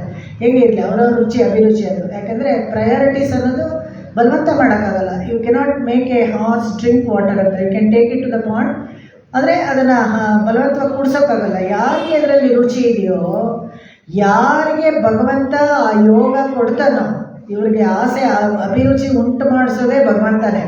ಯಾರಿಗೆ ತನಗೆ ಹತ್ತಿರ ಎಳ್ಕೊಳ್ಬೇಕು ಅಂತ ಭಗವಂತ ಅಂದ್ಕೊಳ್ತಾನೋ ಅವ್ರಿಗೆ ಮಾತ್ರನೇ ಆ ಥರ ಆಸೆನೂ ಬರುತ್ತೆ, ಅದ್ರಲ್ಲಿ ಅಭಿರುಚಿನೂ ಬರುತ್ತೆ. ಎಲ್ಲಾದರೂ ಹುಡ್ಕೊಂಡು ಹೋಗ್ತಾರೆ, ಒಬ್ಬರು ಆಚಾರ್ಯರು ಸಿಗ್ತಾರೆ, ಎಲ್ಲ ಅವ್ರಿಗೆ ಒದಗುತ್ತೆ ಆ ಥರ. ಅದು ಭಗವಂತನ ಸಂಕಲ್ಪ ಅಷ್ಟೇ, ಸಂಕಲ್ಪ ಮಾತ್ರದಿಂದ ನಡೆಯುವಂಥ ವಿಷಯ. ಅದನ್ನು ಹೇಳ್ತಾರೆ. ಇದೇ ಥರ ನಾನು ತಿರುಮಂಗೈ ಆಳ್ವಾರ್ದು ಹೇಳಿದೆ. ನಾನು ಹೇಗೆ ಇದರ ಶೀರ್ಗಾಳಿ ಮೇಲೆ ಹೋದಾಗ ತಿರುಜ್ಞಾನ ಸಂಬಂಧರ ಭೇಟಿ ಆಗ್ತಾರೆ. ಅವ್ರಿಗೂ ಇವ್ರಿಗೂ ಒಂದು ವಾದ ವಿವಾದಗಳಾಗಿ ಮತ್ತು ಇವ್ರ ಕವಿತಾ ಸಾಮರ್ಥ್ಯ ತೋರಿಸಿ ಅರುಳ್ಮಾರಿ ಅರಟ್ಟ ಮುಖಿ ಅಂತ ಒಂದು ಪದವಿ ಕೂಡ ಅವ್ರ ಹತ್ರ ಒಂದು ಟೈಟಲ್ ತಗೋತಾರೆ. ಅವ್ರ ಹತ್ರ ಇದ್ದಿದ್ದು ಸಾಕ್ಷಾತ್ ಸುಬ್ರಹ್ಮಣ್ಯ ಕೊಟ್ಟಿದ್ದು ಒಂದು ಚಿನ್ನದ ಈಟಿ ಇರುತ್ತಲ್ಲ, ಅದನ್ನೇ ಅವ್ರು ಕೊಟ್ಬಿಡ್ತಾರೆ ಇವ್ರಿಗೆ. ನೀನು ತುಂಬ ಸಾಮರ್ಥ್ಯವುಳ್ಳ ಕವಿ, ನೀನು ನಾಲ್ಕು ಕವಿ ಪೆರ್ಮಾಳ್ ಅಂತಲೇ ಹೆಸರು ತಿರುಮಂಗೈ ಆಳ್ವಾರ್ಗೆ. 4 ಕವಿ ಅಂತ ಹೇಳಿದ್ರೆ ಅಶುಕವಿ, ಮಧುರ ಕವಿ, ವಿಸ್ತಾರ ಕವಿ ಮತ್ತು ಚಿತ್ರಕವಿ. ಈ 4 ಪದ್ಧತಿನಲ್ಲೂ ಎಲ್ಲ ಹಾಡುಗಳನ್ನು ಬರೆಯೋರು. ಅದಕ್ಕೆ 4 ಕವಿ ಪೆರ್ಮಾಳ್ ಅಂತ ಅವರನ್ನು ಕರೆಯೋರು. ಹೀಗೆ ಅವರೇ ಕೊನೆ ಆಳ್ವಾರು. ಅವ್ರ ನಂತರ ಯಾರೂ ಇರಲಿಲ್ಲ. ಯಾರು ಆಳ್ವಾರ್ ಅಂತ ಅನ್ನಿಸ್ಕೊಳ್ಳೋ ಥರ ಯಾರು ಭಗವಂತನಲ್ಲಿ ಪದ್ಯಗಳನ್ನು ಬರೀಲಿಲ್ಲ, ಆ ಲಿಸ್ಟಿಗೆ ಯಾರೂ ಬರಲಿಲ್ಲ. ಇದಿಷ್ಟು ತಿರುಮಂಗೈ ಆಳ್ವಾರ್ ಕಥೆ. ಅಷ್ಟೇ ಅಲ್ಲದೆ ಎರಡು ವಿಶೇಷವಾದ ಪದ್ಯಗಳನ್ನು ಅವ್ರು ಬರೆದುಕೊಟ್ರು. ಆಳ್ವಾರ್ ಬರೆದಿರೋ ಪದ್ಯಗಳಲ್ಲೆಲ್ಲ ಭಕ್ತಿ ಪ್ರಧಾನವಾಗಿರಬೇಕು ಅಂತಿದ್ರು. ಅದರಲ್ಲಿ ಒಂದು ನಿಂದಾಸ್ತುತಿ ಅಂತ ಬರುತ್ತೆ. ನಿಂದಾಸ್ತುತಿಯನ್ನು ಸ್ತೋತ್ರನೇ, ಆದರೆ ಭಗವಂತನ ಬೈಯೋದು. ಅದೇ ಥರ ಮಡಲ್ ಅಂತ ಹೇಳ್ತಾರೆ. ಮಡಲ್ ಅನ್ನೋದು ಒಂದು ಹಿಂದಿನ ಕಾಲದಲ್ಲಿ ಒಂದು ಪದ್ಧತಿ ಇತ್ತು. ಯಾರಿಗಾದರೂ ಸ್ತ್ರೀಗೆ ಸ್ವಲ್ಪ ಶೋಷಣೆ, ಅವ್ರ ಮನೇಲಿ ಏನಾದರೂ ಸರಿಯಾಗಿ ನೋಡ್ಕೊಳ್ಳಿಲ್ಲ, ಅತ್ತೆನೋ ಅಥವಾ ಗಂಡನೋ ಏನಾದರೂ ಸರಿಯಾಗಿ ಶೋಷಣೆ ಎಲ್ಲ ಮಾಡಿದ್ರೆ ಕೋರ್ಟ್ ಆಫ್ ಲಾ ಅಂತೆಲ್ಲ ಏನೂ ಹೋಗ್ತಾ ಇರಲಿಲ್ಲ. ಅಲ್ಲೆಲ್ಲ ಏನೋ ಪಂಚಾಯತಿಗೆ ಸೇರಿಸೋದು, ಮಾಡೋದು, 4 ಜನಕ್ಕೆ ಹೇಳೋದು, ಆ ಥರ ಎಲ್ಲ ಏನೂ ಮಾಡ್ತಿರಲಿಲ್ಲ ಅಂತೆ. ಮಡಲ್ ಅಂತಾರೆ. ಮಡಲ್ ಅಂದರೆ ಈ ಅಡಿಕೆ ಪಟ್ಟೆ ಇರುತ್ತಲ್ಲ, ಅದರಲ್ಲಿ ಬರ್ಕೊಂಬಿಡೋರಂತೆ, ನನ್ನ ಗಂಡ ಈ ಥರ, ನನಗಿದು, ನನ್ನ ಹೀಗೆ ತೊಂದರೆ ಆಗ್ತಾಯಿದೆ ಅಂತ ಹಾಕೊಂಬಿಟ್ಟು ದೊಡ್ಡ ಡಾಲರ್ ಥರ ಕತ್ತಿಗೆ ಹಾಕೊಂಡ್ಬಿಟ್ಟು ಸುಮ್ಮನೆ ಒಂದು ರೌಂಡು ಹಳ್ಳಿಲಿ ಹೋಗ್ಬಿಟ್ಟು ಬರ್ತಾಯಿದ್ದಾರೆ. ಅವಾಗೆಲ್ಲ ಹೋಗೋರೆಲ್ಲ ಓದ್ಕೊಳ್ಳೋರಲ್ಲ, ಅವಾಗ ಅವರೇನೇ ಆ ಗಂಡನೋ ಅಥವಾ ಅತ್ತೆನೋ ಯಾರು ತಪ್ಪು ಮಾಡಿರ್ತಾರೋ ಅವರನ್ನು ಕರೆಸಿ ವಿಚಾರಿಸ್ತಾರಂತೆ. ಈ ಥರ ಮಾಡಲ್ ಯಾರೂ ಸಾಮಾನ್ಯಕ್ಕೆ ಬಿಟ್ಟು ಆ ಥರ ಬರೆಯಲ್ಲ. ಯಾಕಂದರೆ ಸ್ವಾಭಿಮಾನ ಇರುತ್ತಲ್ಲ, ನಮ್ಮ ಮನೆ ವಿಷಯ ಬೇರೆಯವ್ರಿಗೆ ಗೊತ್ತಾಗಬಾರ್ದು ಅಂತ. ಅದನ್ನೂ ಮೀರಿ ಬರೆದಿದ್ದಾಳೆ ಅಂತ ಹೇಳಿದ್ರೆ ಅವಳು ನಿಜವಾಗ್ಲೂ ಅವಳು ತೊಂದರೆಲಿದ್ದಾಳೆ ಅಂತ ಹೇಳ್ಬಿಟ್ಟು ಹಾಗೆ ಸರಿಪಡಿಸೋರಂತೆ. ಆ ಥರ ಈ ಮಡಲ್ ಊರ್ದುಮೆ ಅಂತ ನಮ್ಮಾಳ್ವಾರ್ ಕೂಡ ಹೇಳ್ತಾರೆ. ನಮ್ಮಾಳ್ವಾರನ್ನ ಕಳಿಸ್ಬೇಕಾದ್ರೆ 1000 ಪದ್ಯ ನನ್ನ ಮೇಲೆ ಬರಿಬೇಕು ಅಂತ ಹೇಳಿಬಿಟ್ಟು ಕಳಿಸಿರ್ತಾರೆ. 600 ಬರೆಯುವಾಗಲೇ ನಮ್ಮಾಳ್ವಾರಿಗೆ ಬೇಜಾರಾಗ್ಬಿಡುತ್ತೆ. ನಮ್ಮಾಳ್ವಾರ್ ವಿಶ್ವಕ್ಸೇನ ಅಂಶಾವತಾರ, ತಿರುಮಂಗೈ ಆಳ್ವಾರ್ ಶಾರದಾ ಧನುಸ್ ಇರುತ್ತಲ್ಲ ಅದರ ಅಂಶಾವತಾರ.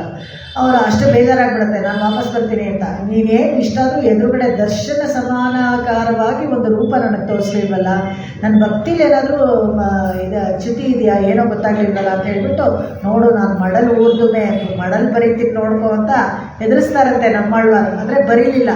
ಆದರೆ ತಿರುಮಂಗೈ ಆಳ್ವಾರು 2 ಮಡಲ್ ಬರೀತಾರೆ, ಶಿರಿಯ ಮಡಲ್, ಪೆರಿಯ ಮಡಲ್ ಅಂತ. ಶಿರಿಯ ಮಡಲ್ 38 ಹಾಡು, ಪೆರಿಯ ಮಡಲ್ ಆಲ್ಮೋಸ್ಟ್ 86 to 90 ಅಷ್ಟಿರುತ್ತೆ. ಅದು 2 ಬರೀತಾರೆ. ಅದರಲ್ಲಿ ಅದಕ್ಕೆ ಬೇರೆ ಏನೂ ಇಲ್ಲ, ಹೀಗೆ ಈ ಥರ ಒಂದು ಭಕ್ತ ಇಷ್ಟು ಕಷ್ಟಪಡ್ತಾ ಇದ್ದಾನೆ, ನಿನ್ನೆ ನೋಡ್ಕೊಳ್ತಿದ್ದಾನೆ, ಆದರೂ ನೀನು ಬರ್ತಾ ಇಲ್ಲ ಅಂತ ಆ ಥರ ಕಂಪ್ಲೇಂಟ್ ಮಾಡೋದು. ಯಾರ ಹತ್ರ ಕಂಪ್ಲೇಂಟ್ ಮಾಡೋದು? ಭಗವಂತನ ಹತ್ರನೇ ಕಂಪ್ಲೇಂಟ್ ಮಾಡೋದು. ಅದನ್ನು ನೀನು ಸರಿ ಇಲ್ಲ ಅಂತ ಅದು ನಿಂದಾಸ್ತುತಿ. ಅದು ಮಡಲ್ಲೇ 2 ಮಡಲ್ ಅವ್ರು ಬರೆದ್ರು. ವಿಶೇಷವಾಗಿ ಯಾವ ಆಳ್ವಾರು ಬರೀಲಿಲ್ಲ, ಇವ್ರು ಬರೆದ್ರು. ಹಾಗೆಯೇ ನಿಂದಾಸ್ತುತಿ ಅಂತ ನಾನು ಹೇಳಿದ್ರೆ ತಿರುವಿಂದಳೂರು ಅಂತ ಒಂದು ದಿವ್ಯದೇಶ. ಅದು ಹೆಚ್ಚು ಕಡಿಮೆ ಈ ಚಿದಂಬರಂ ಹತ್ರ ಬರುತ್ತೆ, ಮೈಲಾಡುತುರೈಗೆ ಹತ್ತಿರ. ಅದು ಆ ದಿವ್ಯದೇಶದಲ್ಲಿ ಪರಿಮಳ ರಂಗನಾಥ ಅಂತ ದೇವರು. ಇವರು ಹೋಗ್ತಾರೆ, ಎಲ್ಲ ಕಾಲ್ನಡಿಗೆಯಲ್ಲಿ ಹೋಗ್ತಾ ಇದ್ದಾಗ ಈ ದಿವ್ಯದೇಶ ಕ್ಲೋಸ್ ಆಗಿಬಿಡುತ್ತೆ ಟೈಮಿಂಗ್ಸು. ಎಷ್ಟೊತ್ತಾದರೂ ತೆಗೆದೇ ಇಲ್ಲ, ನೋಡ್ತಾರೆ, ಕಾಯ್ತಾರೆ. ಅರ್ಚಕರನ್ನು ನೋಡ್ತಾರೆ, ಸ್ವಲ್ಪ ತೋರಿಸ್ಬಿಡಪ್ಪ ನೋಡ್ಕೊಂಡು ಹೊಟ್ಟೋಗ್ತೀವಿ ಅಂತ. ಅರ್ಚಕರು ತುಂಬ ಸ್ಟ್ರಿಕ್ಟ್ ಕಾಣುತ್ತೆ, ಇಲ್ಲ ಟೈಮಿಂಗ್ಸು ತೆಗಿಯೋಕ್ಕಾಗಲ್ಲ ಹಾಗೆ ಹೀಗೆ ಅಂದ್ಬಿಟ್ಟು ಹೊಟ್ಟೋಗ್ತಾರೆ. ಅವಾಗ ಅಲ್ಲಿ ಹೊರಗಡೆ ಕೂತ್ಕೊಂಡು ತಿರುವಿಂದಳೂರಿನಲ್ಲಿ 10 ಪದ್ಯ ಬರೀತಾರೆ. ಯಾವಾಗ ಅಂದರೆ ಮೈ ತೊಳೆದು ಅಂತ ಹೇಳಿಬಿಟ್ಟು, ನಿಮ್ಮನ್ನೇ ನಾವು ಬೇರೆ ಯಾರು, ನಿನ್ನನ್ನು ಬಿಟ್ಬಿಟ್ಟು ಬೇರೆ ಯಾರನ್ನು ನಾನು ಭಕ್ತಿ ಮಾಡಲೂ ಇಲ್ಲ, ನಾನು ಪ್ರಾರ್ಥನೆ ಮಾಡಲೂ ಇಲ್ಲ, ನಮಸ್ಕಾರ ಮಾಡಲಿಲ್ಲ. ಹೇಳಿದ್ರೆ ನಿನ್ನ ವಿಷಯನೇ ಹೇಳೋದು, ನಿನ್ನನ್ನೇ ಹಾಡೋದು, ಆ ಥರ ಮಾಡ್ತಾಯಿರೋ ನನಗೆ ನೀನು ಹೇಗಿದೆಯಾ ಅಂತ ತೋರಿಸ್ಕೊಡಲ್ವಲ್ಲ ಅಂತ. ನೀನು ಒಂದೇ 1 ನಿಮಿಷ ಎಣ್ಣ ಬಣ್ಣಮ್ಮೆನ್ನು ಕಾಟೀರಿಂದಣೂರೀರೇ ಅಂತಾರೆ. ಯಾವ ಬಣ್ಣದಲ್ಲಿದೆಯಾ ಅಂತ ಒಂದ್ಸತಿ ತೋರಿಸ್ಬಿಡೋ, ನೋಡ್ಕೊಂಡು ಹೊಟ್ಟೋಗ್ತೇನೆ ಅಂತ. ತುಂಬ ಸುಂದರವಾದ ವಿಗ್ರಹ ಪರಿಮಳ ರಂಗನಾಥ. ನಾವು ಈ 12 ಗರುಡೋತ್ಸವಕ್ಕೆ ಹೋದಾಗ ಬೆಳಗಿನ ಜಾವ ಬೆಳಗ್ಗೆ ಎಲ್ಲ ಫ್ರೀ ಆಗಿರ್ತೀವಿ, ಸಾಯಂಕಾಲ ತನಕ ಗರುಡೋತ್ಸವ ಸುತ್ತಮುತ್ತಲು ಇರೋ ದಿವ್ಯದೇಶಗಳೆಲ್ಲ ನೋಡಿಕೊಂಡು ಇಲ್ಲಿಗೆ ಹೋಗಿದ್ವಿ. ಫಸ್ಟ್ ಪರಿಮಳ ರಂಗನಾಥ ದೇವಸ್ಥಾನಕ್ಕೆ. ತುಂಬ ಚೆನ್ನಾಗಿತ್ತು. ಅಲ್ಲಿ ಯಾರೂ ಇರಲಿಲ್ಲ, ಭಗವದ್ಧ್ಯಾನ ಸೋಪಾನ ಎಲ್ಲ ಹಾಡಿಕೊಂಡು ತುಂಬ ಸಂತೋಷವಾಗಿ ಎಲ್ಲ ಮಾಡಿದ್ವಿ. ಒಂಥರ ವಿಶೇಷವಾದ ಪರಿಮಳ ಬರುತ್ತೆ ಆ ದೇವರಿಂದ. ಅದು ಏನು ಅಂತ ಆಶ್ಚರ್ಯಕರವಾದ ಒಂದು ಒಳ್ಳೆ ಪರಿಮಳ. ಅದಕ್ಕೆ ಹೆಸರಿಗೆ ಭಗವಂತನಿಗೆ ಪರಿಮಳ ರಂಗನಾಥ ಅಂತಲೇ ಹೆಸರು. ಆಮೇಲೆ ಹೇಳ್ತಾರೆ, ಮುನ್ನೈ ವಣ್ಣಂ ಪಾಲಿನ್ ವಣ್ಣಂ, ನೀನು ಕೃತಿಯುಗದಲ್ಲಿ ಬೆಳ್ಳಗಿದೆಯಂತೆ, ತ್ರೇತಾಯುಗದಲ್ಲಿ ಹಸುರುಗಾದಿಯಂತೆ, ಆಮೇಲೆ ಕಪ್ಪಗೆ ಆದಿಯಂತೆ, ಇವಾಗ ಯಾವ ಕಲರಲ್ಲಿದೆಯಾ ಹೇಳು, ತೋರಿಸು, ನೀನು ಕಲರ್ ತೋರಿಸು ಅಂತ ಹೇಳ್ಬಿಟ್ಟು 10 ಹಾಡು ಹೇಳ್ತಾರೆ. ಆಮೇಲೆ ಅಷ್ಟಕ್ಕೂ ಬಾಗಿಲಿನ ತೆಗೆಯಲ್ಲ, ಯಾರು ತೋರಿಸಲ್ಲ. ಅದಕ್ಕೆ ಹೇಗಾದರೂ ಇದ್ಕೋಬೋದು, ವಾಳ್ದೆ ನೀರು ಅಂತ ನೆಟ್ಟಿಗೆ ಬರೆದ್ಬಿಡ್ತಾರಂತೆ. ಅವ್ರು ಹೇಳೋದು, ನಮ್ಮ ಮೇಷ್ಟ್ರು ಯಾವಾಗಲೂ ಹೇಳೋರು, ನೆಟ್ಟಿಗೆ ಬರೆದ್ಬಿಟ್ರು ತಿರುಮಂಗೈ ಆಳ್ವಾರು ಅಂತ, ನೀನೇ ಬದುಕೋ ಹೋಗು, ನೀನೇ ಚೆನ್ನಾಗಿರೋ ಅಂತ ಕೋಪದಲ್ಲೇ ಹೇಳಿದ್ರು ಅಂತ. ಪ್ರೀತಿಯಿಂದ ಹೇಳಿರ್ತಾರೆ, ಪ್ರೀತಿಯ ಅಭಿನಿವೇಶದಲ್ಲಿ ಆ ಥರ ಹೇಳಿರ್ತಾರೆ. ಆ ಥರ ಬೈಬೇಕು ಅಂತಾಗಲಿ, ನಿಂದೆ ಮಾಡಬೇಕು ಅಂತಾಗಲಿ, ಆ ಭಗವಂತನ ನೋಡಲಿಲ್ವಲ್ಲ ಅಂತ. ಇದೇ ಥರ ತಿರುನೀರ್ಮಲೆ ಅಂತ ಒಂದು ದಿವ್ಯದೇಶ ಇದೆ. ಆ ದಿವ್ಯದೇಶಕ್ಕೆ ಇದೇ ಥರ ಹೀಗೆ ಇವಾಗ ಏನು ಸುನಾಮಿ ಅಂತೆಲ್ಲ ಹೇಳ್ತಾರಲ್ಲ, ಈ ಮಳೆಗಳು ಇದರಲ್ಲಿ ಚೆನ್ನೈನಲ್ಲಿ ಆ ತಿರುನೀರು ಅನ್ನೋದು ಮಲೆ ಅನ್ನೋದು ಬೆಟ್ಟದ ಪ್ರದೇಶ. ಅಲ್ಲಿ ಎದುರುಗಡೆ ಇನ್ನೊಂದು ಚಿಕ್ಕ ಬೆಟ್ಟ ಇದೆ, ಅಲ್ಲಿರ್ತಾರೆ. ನೀರು ಬಂದ್ಬಿಟ್ಟು, ಮಳೆ ಬಂದ್ಬಿಟ್ಟು 6 ತಿಂಗಳು ಅಲ್ಲಿ ಅಲ್ಲಿ ಮಧ್ಯೆ ಹೋಗೋಕ್ಕಾಗಲ್ಲ, ಅಷ್ಟು ನೀರು ತುಂಬ್ಕೊಂಡ್ಬಿಟ್ಟಿತ್ತಂತೆ. ಆದರೆ ಆ ದಿವದೇಶ ನೋಡಲೇಬೇಕು ಅಂತ ಹೇಳ್ಬಿಟ್ಟು 6 ತಿಂಗಳು ಕಾದ್ಕೊಂಡು ನೀರೆಲ್ಲ ಕಡಿಮೆ ಆದಮೇಲೆ ಹೋಗ್ತಾರೆ. ಯಾಕಂದ್ರೆ ನೋಡಿ ವ್ಯವಸ್ಥೆ ಏನೂ ಇರಲಿಲ್ಲ, ಬಹುಶಃ ಈಜಕ್ಕೆ ಬರ್ತಿರ್ಲಿಲ್ವೋ ಏನೋ ಗೊತ್ತಿಲ್ಲ, ಸುಮಾರು ದೂರ ಇತ್ತು, ಎಷ್ಟು ಆಳ ಇದೆ ಅಂತ ಗೊತ್ತಿರಲಿಲ್ಲ. ಹಾಗಾಗಿ ಇವಾಗೇನಿಲ್ಲ, ಎಲ್ಲ ಸೈಟು ಮನೆಗಳಾಗ್ಬಿಟ್ಟಿದೆ. ಆ ಬೆಟ್ಟನೂ ಕಾಣುತ್ತೆ ಇವಾಗ ಹೋದರೆ ದಿವದೇಶದಿಂದ. ಈ ತಿರುನೀರ್ಮಲೆಯಲ್ಲಿ ನಿಂದ್ರಾನ್ ಇರಂದಾನ್ ಕಿಡಂದಾನ್ ಮಾಮಲೆಯಾವದು ನೀರ್ಮಲೆಯೇ ಅಂತ ಹಾಡು ಹಾಡ್ತಾರೆ. ತಿರುನೀರ್ಮಲೆಯಲ್ಲೂ ಒಂದೇ ತಿರುನೀರ್ಮಲೆಯಲ್ಲಿ 4 ಪೋಸಲ್ಲಿ ನೀವು ಭಗವಂತನನ್ನು ನೋಡ್ಬೋದು. ಒಂದು ಕೂತಿರೋದು, ಒಂದು ಮಲಗಿರೋದು, ಇದು ನಿಂತ್ಕೊಂಡಿರೋದು, ಈ ಥರ ನಡೀತಾ ಇರೋದು ತ್ರಿವಿಕ್ರಮ ಅವತಾರ. 4 ಪೋಸಲ್ಲೂ ನೀವು ಭಗವಂತನನ್ನು ಅಲ್ಲಿ ಸೇವೆ ಮಾಡ್ಬೋದು. ತುಂಬ ಚೆನ್ನಾಗಿದೆ. ಚಿಕ್ಕ ಬೆಟ್ಟನೇ, ಸಾಧಾರಣವಾಗಿ ಹತ್ಕೋಬೋದು. ಆದರೆ ಅಲ್ಲಿ ಮಳೆಗೋಸ್ಕರ ಆ ಥರ ಕಾದು ಹಾಗೆಲ್ಲ ಎಲ್ಲ ದಿವದೇಶಗಳನ್ನು ಮಂಗಳಾಶಾಸನ ಮಾಡಿಕೊಟ್ಟವರು ತಿರುಮಂಗೈ ಆಳ್ವಾರು. ಇವತ್ತಿನ ಪಾಶ್ಚಾತ್ಯ ಬರೋಣ. ನಾಯಕನಾಯ್ ನಿಂದ ನಂದ ಗೋಪನುಡೆಯ ಕೋಯಿಲ್ ಕಾಪಾನೆ ಬರ್ತಾಳೆ. ಇಲ್ಲಿ ನಾನು ಹೇಳಿದ್ನಲ್ಲ, ಈ ಸ್ವಾಪದೇಶ ಅರ್ಥದಲ್ಲಿ 10 ಇಂದ್ರಿಯಗಳನ್ನು ಅಂತ ಹೇಳ್ಬೋದು. ಬೇಕಾದ್ರೆ 10 ಸಖಿಯರನ್ನ ಎಬ್ಸಿದ್ರು. ಈ 11ನೇದು ಈ ನಾಯಕನಾಯಿ ಅಂತ ಎಬ್ಸ್ತಾ ಇರೋದು ಬೇಕಾದರೆ ಮನಸ್ಸು ಅಂತ ಹೇಳ್ಬೋದು. 11ನೇ ಇಂದ್ರಿಯ ನಾವು ಮನಸ್ಸು ಅಂತ ಹೇಳ್ಬೋದು. ಈ 24 ತತ್ವಗಳಲ್ಲಿ ಈ 10 ಇಂದ್ರಿಯ, ಒಂದು ಮನಸ್ಸು, ಇದೆಲ್ಲ ಬರುತ್ತೆ ಅದರ ಲೆಕ್ಕಕ್ಕೆ. ಪಂಚಭೂತಗಳು, ಪಂಚತನ್ಮಾತ್ರೆಗಳು, ಈ 10 ಇಂದ್ರಿಯಗಳು. 10 ಇಂದ್ರಿಯಗಳಲ್ಲಿ 5 ಜ್ಞಾನೇಂದ್ರಿಯಗಳು, 5 ಕರ್ಮೇಂದ್ರಿಯಗಳು, 1 ಮನಸ್ಸು, ಮತ್ತು ಮಹತ್ತು ಪ್ರಕೃತಿ, ಇದು ಇನ್ನೊಂದು ಸೇರಿಕೊಂಡು ಎಲ್ಲ ಅಹಂಕಾರ, ಇದು 3 ಸೇರಿಕೊಂಡು 24 ತತ್ವ ಆಗುತ್ತೆ ಟೋಟಲ್. ಆ 24 ತತ್ವಕ್ಕೆ ಒಂದು ಜೀವಾತ್ಮ 25ನೇ ನಂಬರ್, ನಮ್ಮದೆಲ್ಲರದು 25ನೇ ನಂಬರ್. ಇದು ಸೇರಿದ್ರೆ ಯಾವ್ಯಾವ ನಮ್ಮ ಕರ್ಮ ಪ್ರಕಾರ ನಾವು ಮನುಷ್ಯರೋ, ದೇವತೆಗಳೋ, ಪ್ರಾಣಿಗಳೋ, ಕೀಟನೋ, ಕ್ರಿಮಿನೋ ಬರುತ್ತೆ. ಆತ್ಮ ಎಲ್ಲರಿಗೂ ಒಂದೇ ಸೈಜು. ಅಂದರೆ ನಮ್ಮ ಕರ್ಮದ ಪ್ರಕಾರ ನಮಗೆ ದೇಹ ಸಿಗುತ್ತೆ ಅಷ್ಟೇ. ಆ ಥರ 25. 26ನೇದು ಒಳಗೆ ಅನುಪ್ರವೇಶ ಮಾಡೋದು. ಏನೇ ಇದ್ರೂ ಭಗವಂತ ಅದು ನಮ್ಮ ಜೊತೆಗೆ ಬರ್ತಾನೆ. ಪರಮಾತ್ಮ ಅದಕ್ಕಿಂತ ಸೂಕ್ಷ್ಮವಾಗಿರೋದು. ಆತ್ಮನೇ ಹೇಗಿರುತ್ತೆ ಅಂತ ಹೇಳಿದ್ರೆ, ಒಂದು ಸೂಜಿ ತುದಿನ ನೀವು 100 ಭಾಗ ಮಾಡಿ, ಆ 100 ಭಾಗದಲ್ಲಿ ಒಂದು ಸಿಗುತ್ತಲ್ಲ, ಅದನ್ನು ತಿರ್ಗಾ 100 ಭಾಗ ಮಾಡಿದ್ರೆ ಎಷ್ಟಿರುತ್ತೋ ಅಷ್ಟು ಸೈಜ್ ಇರುತ್ತಂತೆ ಒಂದು ಆತ್ಮ. ಅದ್ರ ಒಳಗೆ ಭಗವಂತ ಹೋಗಿ ಕೂತ್ಕೊಳ್ತಾನೆ. ಅಂದರೆ ಅವನು ಇಷ್ಟೇ. ಅಣು ರೇಣು ಋಣಕಾಷ್ಟ ಪರಮಾತ್ಮ ಗೋವಿಂದ ಅಂತ ಹೇಳ್ತಾರಲ್ಲ, ಅಣು ಬೃಹತ್ ಕೃಷ ಸ್ಥೂಲು ಅಂತ ವಿಷ್ಣು ಸಹಸ್ರನಾಮದಲ್ಲೂ ಹೇಳ್ತಾರೆ ನೋಡಿ. ಅಷ್ಟು ಅಣುವಾಗಿರ್ತಾನೆ. ಅದರಲ್ಲೂ ಅದಕ್ಕಿಂತ ಸೂಕ್ಷ್ಮವಾಗಿ ಒಂದು ಕಡೆ ಹೋಗಿ ಅವ್ನು ಕೂತ್ಕೊಳ್ಳೋಕ್ಕೆ ಭಗವಂತನಿಗಾಗುತ್ತೆ.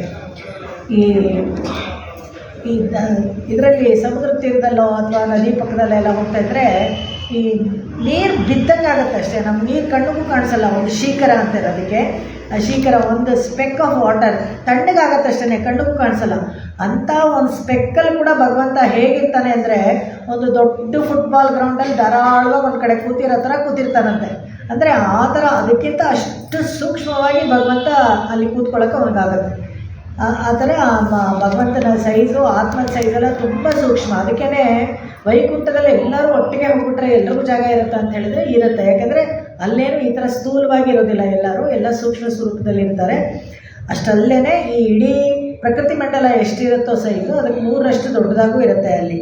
ಆ ಥರ ಇಲ್ಲಿ ಎಲ್ಲಾದರೂ ಹೋಗಬೇಕಾದ್ರೆ ಬಾಗಿಲು ತೆಗಿಬೇಕು. ಇವಾಗ ಎಲ್ಲ ಸಖಿಗಳು ಬಂದಾಯಿತು. ಇವನ್ನೆಲ್ಲ ಕರ್ಕೊಂಡು ಇವಾಗ ಎಲ್ಲ ಹೋಗಬೇಕು, ಕೃಷ್ಣನ ಕರ್ಕೊಂಡು ಹೋಗ್ಬೇಕು, ಕೃಷ್ಣನ ಹತ್ರ ಹೋಗಬೇಕು, ಕೃಷ್ಣನ ಮನೆಗೆ. ಕೃಷ್ಣ ಇರೋದು ನಂದಗೋಪನ ಮನೆಯಲ್ಲಿ. ಅಲ್ಲಿಗೆ ಬರ್ತಾರೆ. ಬಂದರೆ ಬಾಗಿಲಲ್ಲಿ ವಾಚ್ಮನ್ ಇರ್ತಾನೆ, ಅದಕ್ಕೆ ಅಲ್ಲಿ ಬರ್ತಾರೆ. ನಾಯಕನಾಯ್ ನಿಂದ್ರೆ ನಂದಗೋಪನುಡೆಯ ಕೋಯಿಲ್ ಕಾಪಾನೆ. ಎಷ್ಟು ಒಳ್ಳೊಳ್ಳೆ ಸಂಗತಿಗಳನ್ನು ನಮಗೆ ತೋರಿಸ್ಕೊಡ್ತಾಳೆ. ನಿತ್ಯ ಜೀವನದಲ್ಲಿ ನಮ್ಮ ಕೆಲಸಗಳನ್ನು ಎಷ್ಟು ಸುಗಮವಾಗಿ ನಾವು ಮಾಡ್ಕೊಳ್ಬೋದು, ಹೇಗೆ ಸಮಾಜದಲ್ಲಿ ಇರಬೇಕು, ಎಲ್ಲವನ್ನು ತೋರಿಸ್ಕೊಡ್ತಾಳೆ. ಎನ್ಸೈಕ್ಲೋಪೀಡಿಯಾ ಥರನೇ ತಿರುಪಾವೆ. 30 ಹಾಡು ಎಷ್ಟೆಷ್ಟು ಥರ ನಾವು ಅನುಸಂಧಾನ ಮಾಡ್ತೀವೋ ಅಷ್ಟಷ್ಟು ಅರ್ಥಗಳನ್ನು ತಾನೇ ಬಿಚ್ಚಿ ನಮಗೆ ತೋರಿಸ್ಕೊಡುತ್ತೆ. ಇಲ್ಲಿ ಬಂದಾಗ ವಾಚ್ಮೆನ್ ತಾನೆ ಅಂತ ಅವನನ್ನು ನಾವು ಕಡೆಗಾಣಿಸ್ಬಾರ್ದು ಯಾವಾಗಲೂ. ಅದಕ್ಕೆ ನಾಯಕನಾಯನಿಂದ ಒಳ್ಳೆ ಹೀರೋ ಥರ ನಿಂತಿದೆಯಲ್ಲಪ್ಪ ನೀನು ಅಂತ ಹೊಗಳ್ತಾಳೆ. ಬಾಗಿಲು ತೆಗಿಬೇಕು ಇವಾಗ ನಮಗೆ. ಅದಕ್ಕೆ ಎಲ್ಲೇ ಆಗಲಿ ಗೌರ್ಮೆಂಟ್ ಆಫೀಸಲ್ಲಿ ಹೋಗಿ ಅವ್ನ ನಾಯಕ, ಅವನು ವಾಚ್ಮೆನ್ನೇ ಅಲ್ಲಿ ಗ್ರೇಟ್. ಅವ್ನು ಬಿಟ್ಟರೆ ಒಳಗೆ ನೀವು ಹೋಗೋಕ್ಕಾಗೋದು. ಅವನು ಹೇಳಿದ್ರೇ ಫೈಲ್ ತೊಗೊಂಡೋಗಿ ಒಳಗೆ ಕೊಡೋಕ್ಕಾಗಲ್ಲ. ಆ ಥರ ಒಂದು ವ್ಯವಸ್ಥೆ ಇದೆ. ಅದು ಲಂಚಕ್ಕೆ ಅಥವಾ ಬೇರೆದಕ್ಕಿದ್ರೇನು ಆದರೂ ಅಲ್ಲಿ ಬಾಗಿಲಲ್ಲಿರೋರಿಗೆ ನಾವು ಮರ್ಯಾದೆ ಕೊಡಬೇಕು ಅಂತ. ಯಾವುದೇ ಕೆಲಸ ಯಾರೇ ಮಾಡಿದ್ರು, ಕೃಷ್ಣನೂ ನಾವು ಸಾರಥಿಯಾಗಿ ಇದ್ದ, ಇದೆಲ್ಲ ಮಾಡಿದ್ದು ಯಾಕೆ ಅಂತ ಹೇಳಿದ್ರೆ ಎಲ್ರಿಗೂ ಮರ್ಯಾದೆ ಕೊಡಬೇಕು ಅನ್ನೋದು ಒಂದು ವಿಶೇಷವಾಗಿ ತೋರಿಸ್ಕೊಡೋಕ್ಕೋಸ್ಕರ. ನಾಯಕನಾಯ್ ನಿಂದ್ರೆ ನಂದಗೋಪನುಡೆಯ ಕೋಯಿಲ್ ಕಾಪಾನೆ. ನಂದಗೋಪನ ಮನೆ ಅದು. ಕೋಯಿಲ್ ಅಂತ ಯಾಕೆ ಹೇಳಿದ್ರು ಅಂತ ಹೇಳಿದ್ರೆ ಭಗವಂತ ಇರೋ ಜಾಗ ಅದು ದೇವಸ್ಥಾನನೇ. ಕೋ ಇಲ್ಲಂದ್ರೇ, ಕೋ ಅಂದರೆ ರಾಜ, ಇಲ್ಲಂದರೆ ಮನೆ. ಕೃಷ್ಣ ಇರುವಂಥ ಮನೆಗೆ ಅದು ಕೋಯಿಲ್ ಅಂತ ಹೇಳ್ತಾರೆ. ಕೋವಿಲ್ ಅನ್ನೋ ಪದಕ್ಕೆ ವ್ಯುತ್ಪತ್ತಿ ನೀವು ನೋಡಿದ್ರೆ ಅದೇನೆ, ಕೋ ಅಂದರೆ ರಾಜ, ಇಲ್ಲಂದರೆ ಮನೆ. ಅದು ಇಲ್ಲಿ ಹೋಗಿ ವಿಲ್ಲ ಅಂತ ಆಯಿತು, ವಿಲ್ಲ ಅಂತೆಲ್ಲ ಹೇಳ್ತಾರಲ್ಲ, ಇಲ್ಲದು ಆ್ಯಕ್ಚುಲಿ. ಕೋಯಿಲ್ ಕಾಪಾನೆ ಬಾಗಿಲು ನಿಂತಿರೋರು ಹೇಳ್ತಾರೆ, ನೀನು ಒಳಗಡೆ ಕಾಯ್ತಾ ಇದೆಯಲ್ಲ, ಕೊಡಿ ತೊಗೊಂಡ್ರು ತೋರಣ ವಾಶಲ್ ಕಾಪಾನೆ. ಅಲ್ಲಿ ಬಾಗಿಲಲ್ಲಿ ಯಾಕೆ ಒಬ್ಬ ವಾಶಲ್ ಬೇಕು ಅಂತ ಹೇಳಿದ್ರೆ, ಒಳಗಡೆ ಇರೋ ವಸ್ತು ಎಷ್ಟು ಗಹನವಾದದ್ದು ಅಂತ ಇದ್ದರೆ ಅದಕ್ಕೆ ಬಾಗಿಲಲ್ಲಿ ಒಂದು ಕಾವಲು ಬೇಕಾಗುತ್ತೆ ಯಾವಾಗಲೂ. ಅಷ್ಟೇ ಅಲ್ಲದೆ ಅಲ್ಲೆಲ್ಲ ತುಂಬ ಐಶ್ವರ್ಯವಂತರು ಇದ್ದರು. ಹಾಗಾಗಿ ಎಲ್ಲರ ಮನೆ ತೋರಣಗಳು ಎಲ್ಲ ಚಿನ್ನದ ತೋರಣಗಳು ಇರ್ತಾ ಇದ್ದಂತೆ. ಕೊಡಿ ತೊಗೊಂಡ್ರು ತೋರಣ ವಾಶಲ್ ಕಾಪಾನೆ. ತೋರಣ ವಾಶಲು, ಧ್ವಜ, ಇದನ್ನೆಲ್ಲ ಯಾಕೆ ಕಾಪಾಡ್ಕೋಬೇಕು ಅಂತ ಹೇಳಿದ್ರೆ, ಶತ್ರು ಪಕ್ಷದವ್ರು ಯಾರಾದರೂ ಬಂದರೆ ಮೊದಲು ಆ ಧ್ವಜಗಳನ್ನು ಮುರಿದು ಹಾಕ್ಬಿಡ್ತಾರೆ. ಇದೆಲ್ಲ ಒಂಥರ ಬ್ಯಾಡ್ ಸಿಂಬಲ್. ಅದು ನೋಡಿದ ತಕ್ಷಣ ಯಾರೋ ಆಹ್ವಾನ ಮಾಡ್ತಾ ಇದ್ದಾರೆ ಜಗಳಕ್ಕೆ ಅನ್ನೋದು ಒಂದು ಗೊತ್ತಾಗುತ್ತೆ. ಹೊರಗಡೆ ಆವರಣದಲ್ಲಿ ಏನಿರ್ತೋ ಅದನ್ನ ಡಿಸ್ಟ್ರಾಯ್ ಮಾಡಿಬಿಟ್ಟು ಆಮೇಲೆ ಒಳಗೆ ಬರ್ತಾರೆ. ಅದಕ್ಕೆ ಅದನ್ನೇ ಕಾವಲು ಕಾಯಕ್ಕೆ ಒಬ್ಬ ಇರ್ತಾನೆ. ಕೊಡಿ ತೊಗೊಂಡ್ರು ತೋರಣ ವಾಶಲ್ ಕಾಪಾನೆ. ಅವನಿಗೆ ಕೇಳ್ತಾರೆ, ಮಣಿ ಕದವಂ ತಾಳ್ತಿರವಾಯ್. ಅವತ್ತೇ ನಾನು ಹೇಳಿದೆ ಬೇರೆ ಬೇರೆ ಥರ ಬಾಗಿಲುಗಳಿರುತ್ತೆ ಅಂತ. ಸಖಿಯರೆಲ್ಲ ಹೋಗ್ಬೇಕಾದ್ರೆ ಅವ್ರುಗಳಿಗೆಲ್ಲ ಆಪ್ತ ಸಖಿಯರು ಎಲ್ಲ ಫ್ರೆಂಡ್ಸ್ಗೆಲ್ಲ ಒಂದು ಬೇರೆ ಬಾಗಿಲು, ಮಣಿಕದವು, ಎಲ್ಲ ರತ್ನಗಳೆಲ್ಲ ಹುದುಗಿರೋವಂಥ ಬಾಗಿಲು. ತಂದೆ ತಾಯಿಗಳಿಗೆಲ್ಲ ಪರಾಗಯುಕ್ತ ಬಾಗಿಲು. ಸೇವಕರಿಗೆ ಮತ್ತು ತೊತ್ತಿಗಳಿಗೆಲ್ಲನೂ ಬರೀ ಆರ್ಡಿನರಿ ಮರದ ಬಾಗಿಲು. ಯಾಕಂದರೆ ರಫಾಗಿ ಯೂಸ್ ಮಾಡ್ತಾ ಇರ್ತಾರೆ, ಮಣಿ ಗಿಣಿ ಎಲ್ಲ ಇದ್ದರೆ ಎಲ್ಲ ಬಿದ್ದೋಗುತ್ತೆ ಅಂತ. ಕೊಳೆ ಕೈನಲ್ಲೆಲ್ಲ ಹ್ಯಾಂಡಲ್ ಮಾಡಿ it's very simple, just like that. ಯಾಕಂದರೆ ಎಲ್ಲಾದರೂ ನೀವು ಫ್ಲ್ಯಾಟ್ಗಳಲ್ಲೂ ನೋಡ್ಬೋದು. ಯಾಕಂದರೆ ಸರ್ವಿಸ್ ಲಿಫ್ಟ್ ಅಂತ ಬೇರೆ ಇರುತ್ತೆ, ಮತ್ತು ಜನಗಳು ಓಡಾಡೋಕ್ಕೆ ಬೇರೆ ಒಂದು ಲಿಫ್ಟ್ ಇರುತ್ತೆ. ಆ ಥರ ವ್ಯವಸ್ಥೆಯಲ್ಲಿ ಏನೂ ಕಡಿಮೆ ಇಲ್ಲ. ನಮ್ಮ ಪೂರ್ವಿಕರು ತುಂಬ ಚೆನ್ನಾಗಿ ಲಕ್ಸುರಿಯಸ್ ಆಗಿ ಚೆನ್ನಾಗಿದ್ದಿದ್ದಾರೆ.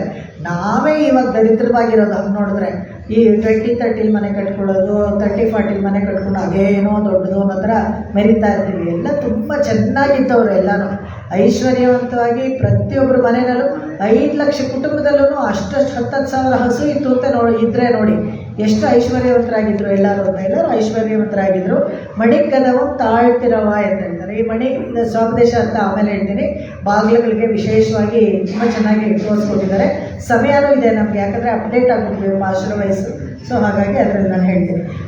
ತಾಳು ಅಂತ ಹೇಳಿದ್ರೆ ಬಾಗಿಲು ಚಿಲಕ ಇದೆಯಲ್ಲ, ನೀನು ತೆಗೆದ್ರೇನೆಪ್ಪ ನಾವು ಒಳಗೆ ಬರೋದು. ಯಾಕಂದರೆ ಅವ್ನು ಕಾವಲು ಕಾಯ್ತಾ ಇದ್ದಾನೆ, ತೆಗಿಬೇಕು, ತೆಗೆದ್ರೆ ನಾನು ಬರೋಕ್ಕಾಗತ್ತೆ ಅಂತ. ತಾಳ್ತಿರವಾಯ್ ಆಯರ್ ಶಿರುವಿಯರೋ ಮಕ್ಕೆ. ನಾವೆಲ್ಲ ಈ ಆಯರ್ ಪಾಡಿನಲ್ಲಿರೋ ಚಿಕ್ಕ ಚಿಕ್ಕ ಮಕ್ಕಳು ಎಲ್ಲ ಹೆಣ್ಮಕ್ಳೆಲ್ಲ ಬಂದಿದ್ದೀವಿ, ತೆಗಿಯಪ್ಪ. ಅರೆ ಬರೇ ಮಾಯನ್ ಮಣಿವಣ್ಣನ್ನೆನ್ನಲೇವಾಯ್ನೆಂಡ. ಇವನು ಬಿಡೋದಿಲ್ಲ ಅಂತ. ಇದಕ್ಕೆ ತುಂಬ ಚೆನ್ನಾಗಿ ಸುಂದರವಾಗಿ ಒಂದು ಸಂಭಾಷಣೆ ರೂಪದಲ್ಲಿ ಏರ್ಪಡಿಸ್ಕೊಟ್ಟಿದ್ದಾರೆ. ಅದನ್ನು ನೋಡೋಣ. ಈ ಮೊದಲು ಪ್ರತಿಪದಾರ್ಥ ನೋಡಿಬಿಟ್ಟು ಇದಕ್ಕೆ ಹೋಗೋಣ. ಆಮೇಲೆ ಯಾರು ಹೇಳಿದ್ರು ನೀವೆಲ್ಲ ಯಾರು ಅಂತ ಹೇಳಿದ್ರೆ, ನೆನ್ನೆನೇ ಹೇಳಿದ್ದಪ್ಪ ಬಾ ಅಂತ ಇವತ್ತು ನಮಗೆ. ನನಗೇನು ಹೇಳಿಲ್ವಲ್ಲ ಅಂತ. ಯಾವಾಗಲೂ ಅಷ್ಟೇ, ನಾನು ವಾಚ್ಮನ್ಗಿದ್ರೆ ಹೇಳಿಟ್ಟಿರಬೇಕು, ಇವ್ರು ಯಾರಾದರೂ ಬರ್ತಾರೆ.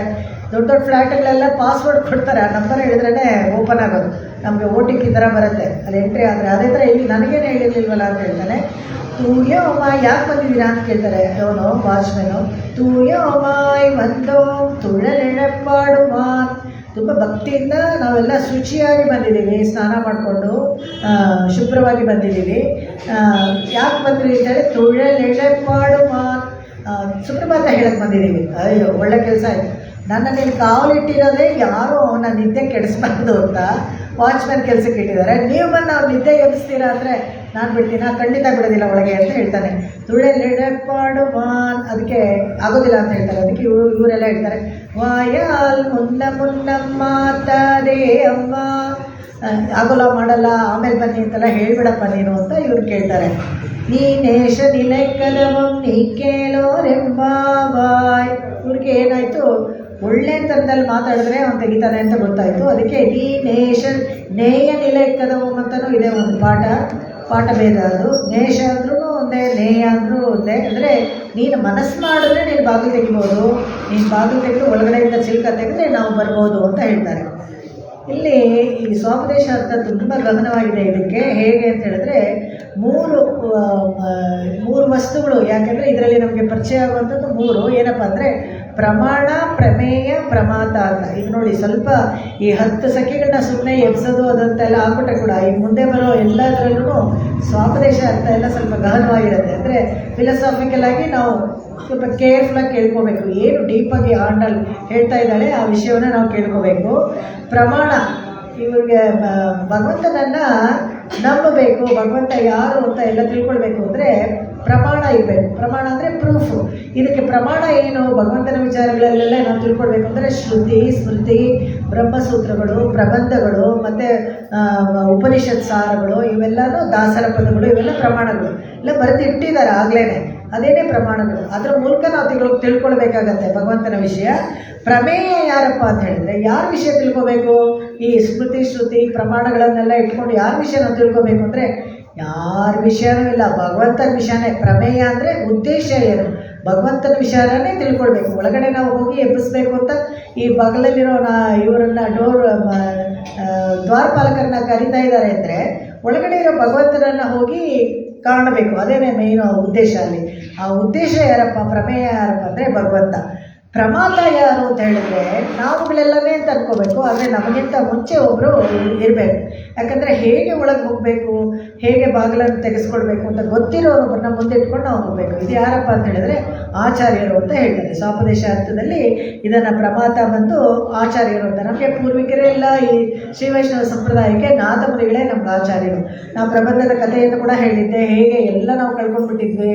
ಆಮೇಲೆ ನಾಥಮುನಿಗಳನ್ನೇ ಅವರು ಸಿದ್ಧಿಯೋಗ, ಅಷ್ಟಾಂಗ ಯೋಗವನ್ನು ಸಿದ್ಧಿಸ್ಕೊಂಡಿದ್ರು. ಹೋಗಿ ಅವರು ಇದರಲ್ಲಿ ಕಾಟಮನ್ನಾರ್ ಕೋವಿಲಿನಲ್ಲಿ 12,000 ಆವರ್ತಿ ಮಧುರಕವಿ ಆಳ್ವಾರ್ ಬರೆದಿದ್ದು ಕಣ್ಣಿನ ಶಿಲ್ತಾಮೆ ನಾವು ಹೇಳಿ ನಮ್ಮಾಳ್ವಾರನ್ನ ಪ್ರತ್ಯಕ್ಷ ಮಾಡಿಕೊಂಡು ಎಲ್ಲವನ್ನ ಪಡ್ಕೊಂಡು ನಮ್ಮವರೆಗೂ ಕೊಟ್ಟಿದ್ದಾರೆ. ಇವರು ನಮಗೆ ಪೂರ್ವಾಚಾರ್ಯರು. ಯಾರಾದರೂ ಒಬ್ಬರು ಆಚಾರ್ಯರು ನಮ್ಮ ಆ ಸ್ಥಾನದಲ್ಲಿ ಇರಬೇಕಲ್ವ. ಇದು ಪ್ರಮಾತ ಅಂದರೆ ಅವರು.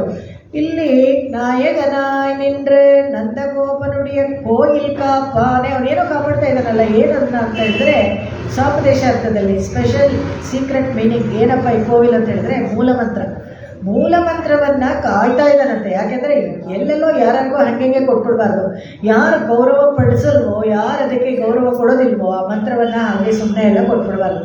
ಯಾರಿಗೆ ಬೇಕು, ಯಾರು ಮಂತ್ರವನ್ನು ಪಡ್ಕೊಂಡು ಗೌರವಿಸ್ತಾರೋ, ಯಾರು ಅದನ್ನು ಜಪ ಮಾಡ್ತಾರೋ, ಮಂತ್ರ ಗೋಪ್ಯೇತ್ ಅಂತ ಹೇಳ್ತಾರೆ. ಯಾವಾಗಲೂ ಅಷ್ಟೇ ಮನನ ಮಾಡೋಕ್ಕೆ ಇರೋದು, ಅವ್ರು ಗೋಪ್ಯವಾಗೂ ಇಟ್ಕೊಳ್ಬೇಕು. ಆ ಥರ ಬೇರೆಯವ್ರಿಗೆ ಉಪದೇಶ ಮಾಡ್ಬೋದು, ಆದರೆ ಗೋಪ್ಯವಾಗಿ ಇಟ್ಕೋಬೇಕು. ಜೋರಾಗಿ ಹೇಳೋದು ಆ ಥರ ಎಲ್ಲ ಮಾಡಬಾರ್ದು. ಅಂದರೆ ಉಪನ್ಯಾಸದಲ್ಲಿ ಒಂದು ಸತಿ ಹೇಳಿಬಿಡ್ಬೇಕಾಗತ್ತೆ. ಏನು ಮಂತ್ರ ಹೇಳಿದ್ರು ಅಂತ ಹೇಳಿದಾಗ ಸಾಧಾರಣವಾಗಿ ಹೇಳಬೇಕಾಗತ್ತೆ. ಅದು ಪರವಾಗಿಲ್ಲ, ಯಾಕಂದರೆ ಅವಾಗೇನು ಸಂಕಲ್ಪ ಮಾಡ್ಕೊಂಡಿರಲ್ಲ, ಅದಕ್ಕೋಸ್ಕರ ಏನಿಲ್ಲ. ದೋಷ ಬರುತ್ತಲ್ಲ ಅಂತ ಹೇಳಿದ್ರೆ ದೋಷ ಬರುತ್ತೆ, ಏನು ಮಾಡೋದು? ಇಲ್ಲಾಂದರೆ ಆ ಮಂತ್ರದ ವಿಚಾರ ಯಾರಿಗೂ ಗೊತ್ತೇ ಆಗೋದಿಲ್ಲ, ಹೇಳಬೇಕಾಗುತ್ತೆ. ಆ ಥರ ಒಂದು ಸತಿ ಹೇಳ್ಬಿಡ್ಬೇಕಾಗತ್ತೆ. ಆಮೇಲೆ ಕೊಡಿಗೆ ತೊಗೊಂಡ್ರು ಅಂತ ಹೇಳಿದ್ರೆ ದ್ವಯ ಮಂತ್ರ, ಮೂಲ ಮಂತ್ರ, ದ್ವಯ, ಈ ಮೂರು ಉಪದೇಶ ಮಾಡಿಸ್ಕೋಬೇಕಾದ್ರೆ ಪಂಚಸಂಸ್ಕಾರಗಳಾಗ್ಬಿಟ್ಟು ಮೂಲ ಮಂತ್ರ ಅಂದರೆ ಅಷ್ಟಾಕ್ಷರಿ, ದ್ವಯ ಮಂತ್ರ ಅಂದರೆ ಅದು ಒಂದು ಮಂತ್ರ, 2 ಸೆಟ್ಸ್ ಆಫ್ ಮಂತ್ರ, ಅದು ಇನ್ನೊಂದು ಚರ್ಮ ಶ್ಲೋಕ. ಅವಾಗ ನೆನ್ನಲೆ ವಾಯಿನೆಯಿಂದಾನ್ ಅಂತ ಹೇಳ್ತಾರಲ್ಲ, ನೆನ್ನಲೆ ವಾಯಿನೆಯಿಂದಾನ್ ಅಂತ ಹೇಳಿದ್ರೆ ಇಲ್ಲಿ ಒಳಗಡೆ ಬಿಡ್ತಾ ಇರಲ್ವಲ್ಲ, ಅವಾಗ ನೆನ್ನೆನೇ ನಾನು ಬರಕ್ಕೆ ಹೇಳಿದ್ವಿ ನಮಗೆ ಅಂತ, ನೆನ್ನೆಲೇ ನಮ್ಗೆ ಮಾತು ಕೊಟ್ಟಿದ್ದ ಅಂತ ಹೇಳ್ತಾರೆ. ಏನು ಮಾತು ಕೊಟ್ಟಿದ್ದ ಅಂದರೆ ಸರ್ವಧರ್ಮಾನ್ ಪರಿತ್ಯಜ್ಯ ಗೀತೆ ಹೇಳಬೇಕಾದ್ರೆ ಅವನು ನಮಗೆಲ್ಲ ಮಾತು ಕೊಟ್ಟಿದ್ದ, ನಿಮ್ಮನ್ನೆಲ್ಲ ಉದ್ಧಾರ ಮಾಡ್ತೀನಿ. ಏನು ಅಹಂತಾಂ ಸರ್ವ ಪಾಪೇಭ್ಯೋ, ನೀವು ಎಂಥ ಪಾಪನಾದರೂ ಬೇರೆ ಮಾಡಿರಿ, ನಾವು ನಿಮ್ಮನ್ನು ಕಾಪಾಡ್ತೀನಿ ಅಂತ ಹೇಳಿಬಿಟ್ಟು ಸರ್ವಭೂತೇಭ್ಯೋ ಅಂತ ಹೇಳ್ದ ಭಗವತ್ ರಾಮಚಂದ್ರ. ಅವನು ಒಂದು ಚರ್ಮ ಶ್ಲೋಕ ಹೇಳ್ದ. ಅವನು ದದಾಮಿ ಏತದ್ ವ್ರತಂ ಅಂತ, ಸಕೃದೇವ ಪ್ರಪನ್ನಾಯ ತವಾಸ್ಮೀತಿ ಯಾಚತೆ ಅಭಯಂ ಸರ್ವಭೂತೇಭ್ಯೋ ದದಾಮಿ ಏತದ್ ವ್ರತಂ ಮಮ ಅಂತ ರಾಮಾಯಣ ಕಾಲದಲ್ಲಿ ಅವನು ಒಂದು ಚರ್ಮ ಶ್ಲೋಕ. ಅದು ನೆನ್ನೆಲೆ, ಕಲಿಯುಗಕ್ಕೆ ಅದು ನೆನ್ನೆ ಅಂತ ಆ ಥರ ಇಟ್ಕೊಳ್ಳಿ. ಅದೇ ಥರ ಇವಾಗ ದ್ವಾಪರ ಯುಗದಲ್ಲೂ ಕೂಡ ಕೃಷ್ಣ ಭಗವದ್ಗೀತೆ ಹೇಳ್ಬೇಕಾದ್ರೆ ಸರ್ವಧರ್ಮಾನ್ ಪರಿತ್ಯಜ್ಯ ಮಾಮೇಕಂ ಶರಣಂ ವ್ರಜ ಅಹಂ ತ್ವಾಂ ಸರ್ವ ಪಾಪೇಭ್ಯೋ ಮೋಕ್ಷಯಿಷ್ಯಾಮಿ ಮಾ ಶುಚಃ ಅಂತ. ಹೀಗೆ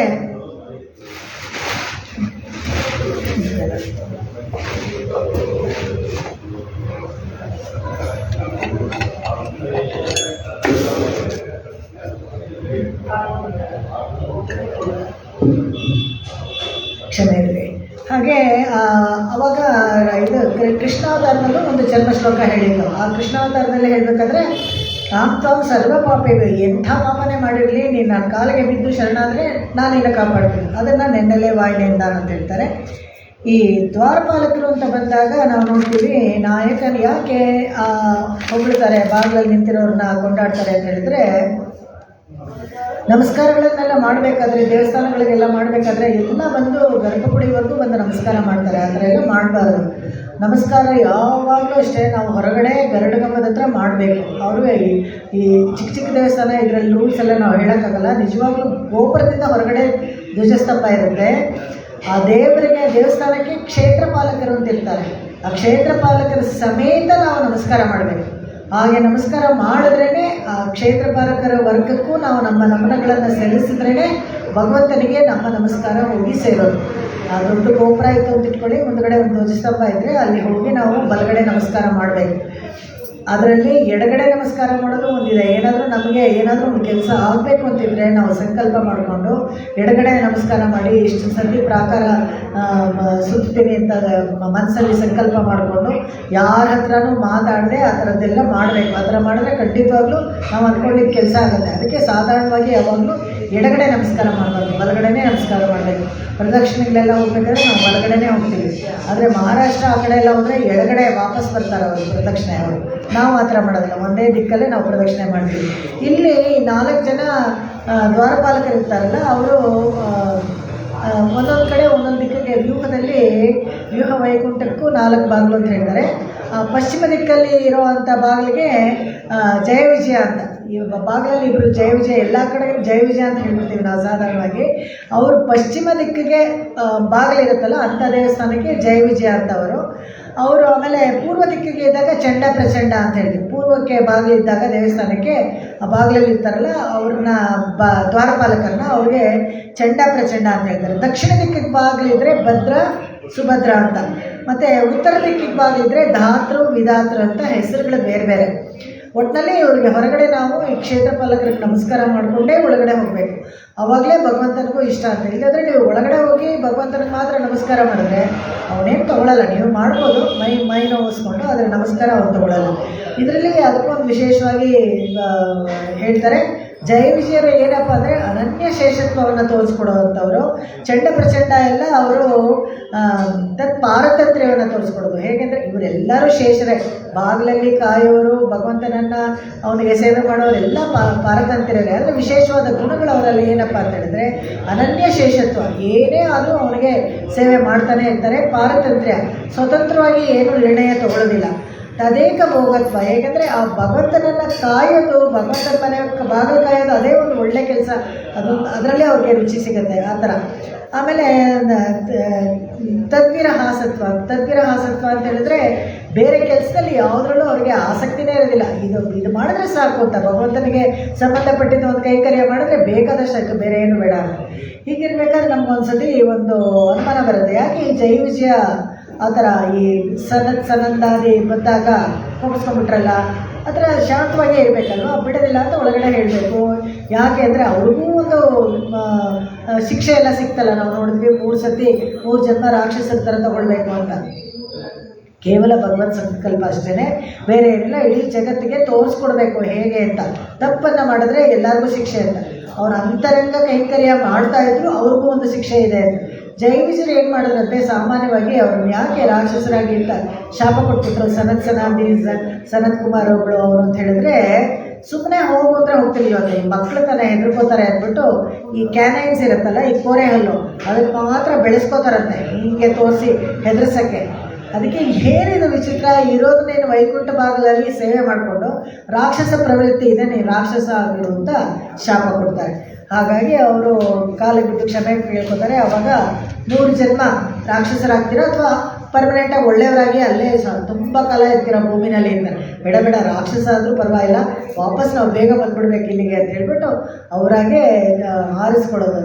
ಹೀಗೆ ಕುಂಭಕರ್ಣ, ರಾವಣ, ಶಿಶುಪಾಲ, ದಂತವಕ್ರ ಅಂತ 3 ಜನ್ಮದಲ್ಲಿ 3 ಥರ ಬರ್ತಾರೆ ಅವರು.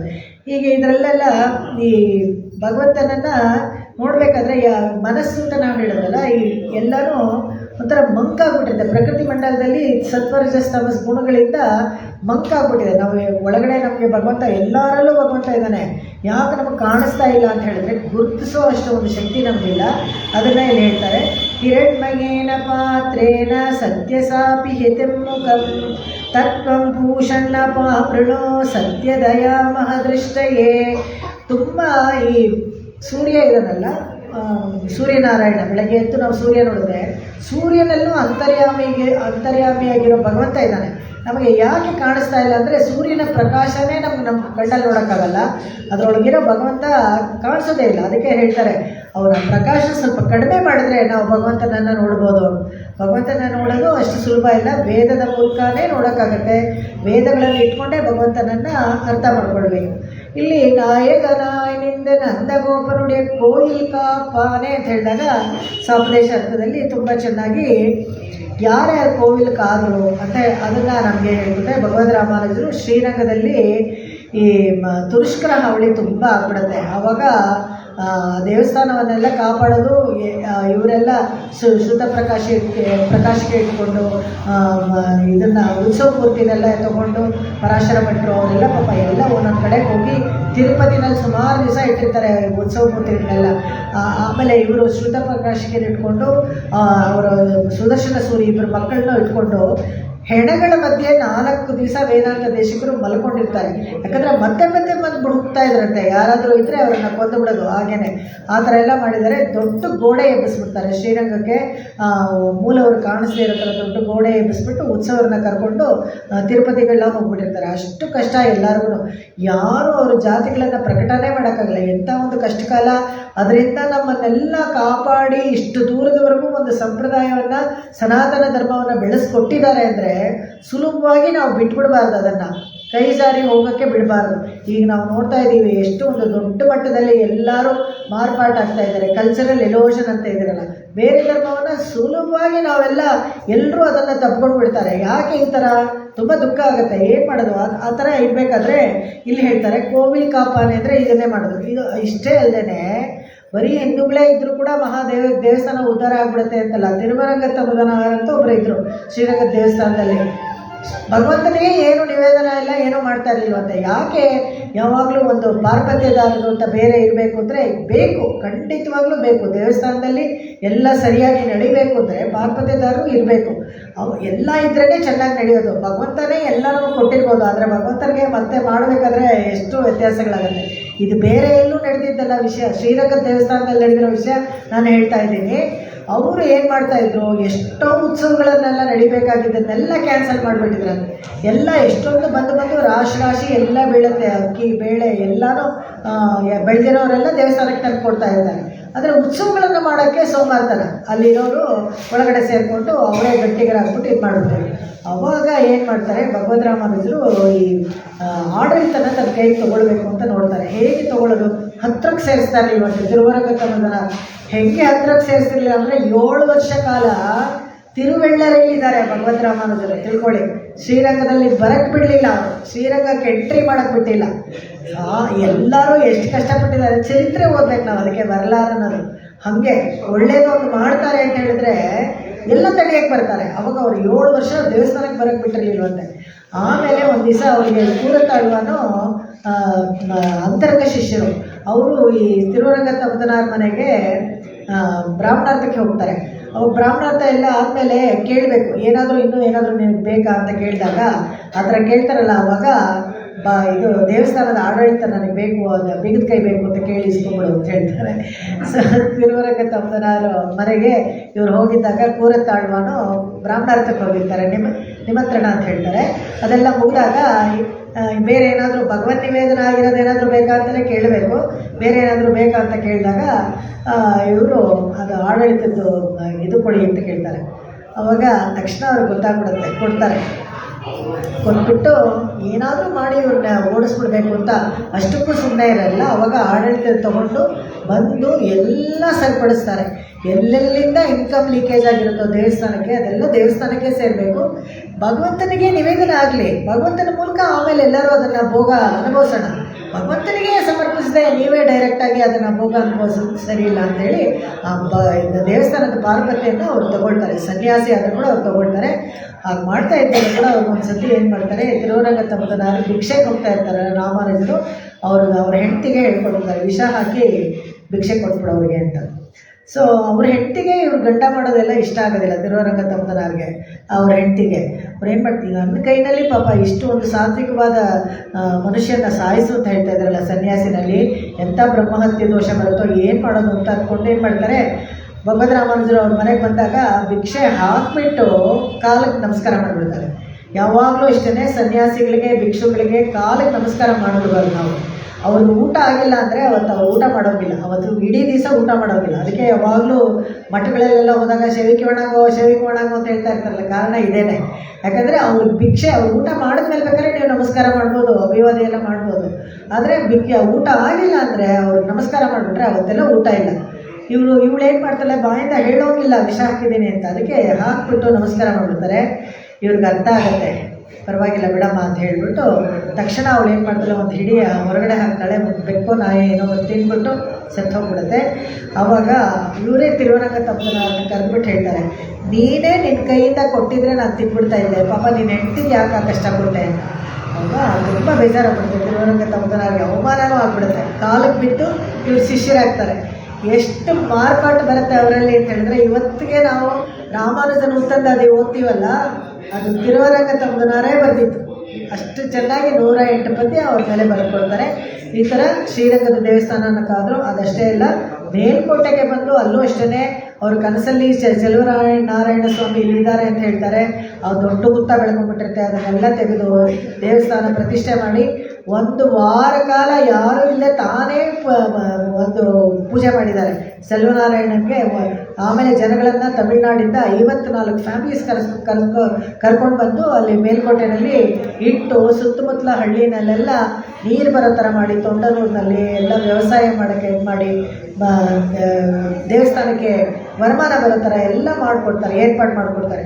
ಅಷ್ಟೇ ಅಲ್ಲದೆ ಇಲ್ಲಿ ಬಂದು ಜೈನ ಗುರುಗಳಿಗೆಲ್ಲನೂ ವೈಷ್ಣವ ಧರ್ಮ ಪ್ರಚೋದನೆ ಮಾಡಿ ಅನೇಕ ವೈಷ್ಣವ ದೇವಾಲಯಗಳನ್ನು ಕಟ್ಟಿದ್ದಾರೆ. ಇಲ್ಲಿ ಹಾಸನ ಡಿಸ್ಟ್ರಿಕ್ಟೆಲ್ಲ ನೀವು ನೋಡಿದ್ರೆ ಬೇಕಾದಷ್ಟು ತ್ರಿಕೂಟಾಲಯಗಳು ನಿಮಗೆ ಸಿಗುತ್ತೆ. ಒಳ್ಳೊಳ್ಳೆ ಆರ್ಕಿಟೆಕ್ಚರ್ ಇರೋದೆಲ್ಲ ಹೊಯ್ಸಳ ಆರ್ಕಿಟೆಕ್ಚರ್ ಇರೋವಂಥದ್ದು ಎಲ್ಲ ಕೋವಿಲ್ ಕಾಪಾನೆ ಅಂದರೆ ಇದು ಒಂದು ಧರ್ಮ.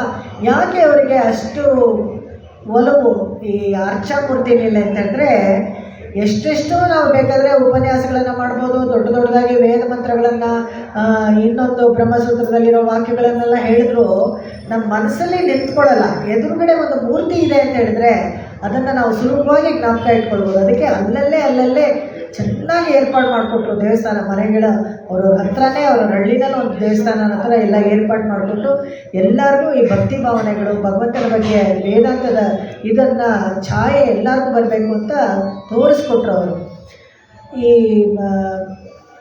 ಶಂಕರ್ ಭಗವತ್ಪಾದ ಅವರು ಬ್ರಹ್ಮಸೂತ್ರಕ್ಕೆ ಭಾಷೆ ಬಂದಿದ್ರೇನು ಚೆನ್ನಾಗಿ ಅರ್ಥಗಳನ್ನು ಬರ್ಕೊಟ್ಟಿದ್ರು. ಇದು ಶ್ರೀ ಭಾಷೆ ಬಂದು ಇವರು ಉಪನ್ಯಾಸಗಳನ್ನು ನಾವು ಗ್ರಂಥಗಳನ್ನೆಲ್ಲ ಬರ್ಕೊಟ್ಟಾಗ ವೇದಾಂತದ ಟಿಂಚ್ ಅಂದರೆ ಎಲ್ಲರಿಗೂ ಮೋಕ್ಷ ಅನ್ನೋ ಒಂದು ವಿಚಾರ ಇದೆಯಲ್ಲ, ಅದನ್ನು ಅವರು ಲೇಪನೆ ಮಾಡಿಕೊಟ್ರು. ಅದರಿಂದಲೇ ಎಲ್ಲರಿಗೂ ತುಂಬ ಹಿಡಿಸ್ತು ಎಲ್ಲರಿಗೂ ಮೋಕ್ಷ ಕೊಡ್ತಾ ಇದ್ದಾರೆ ಇವರು ಅಂತ.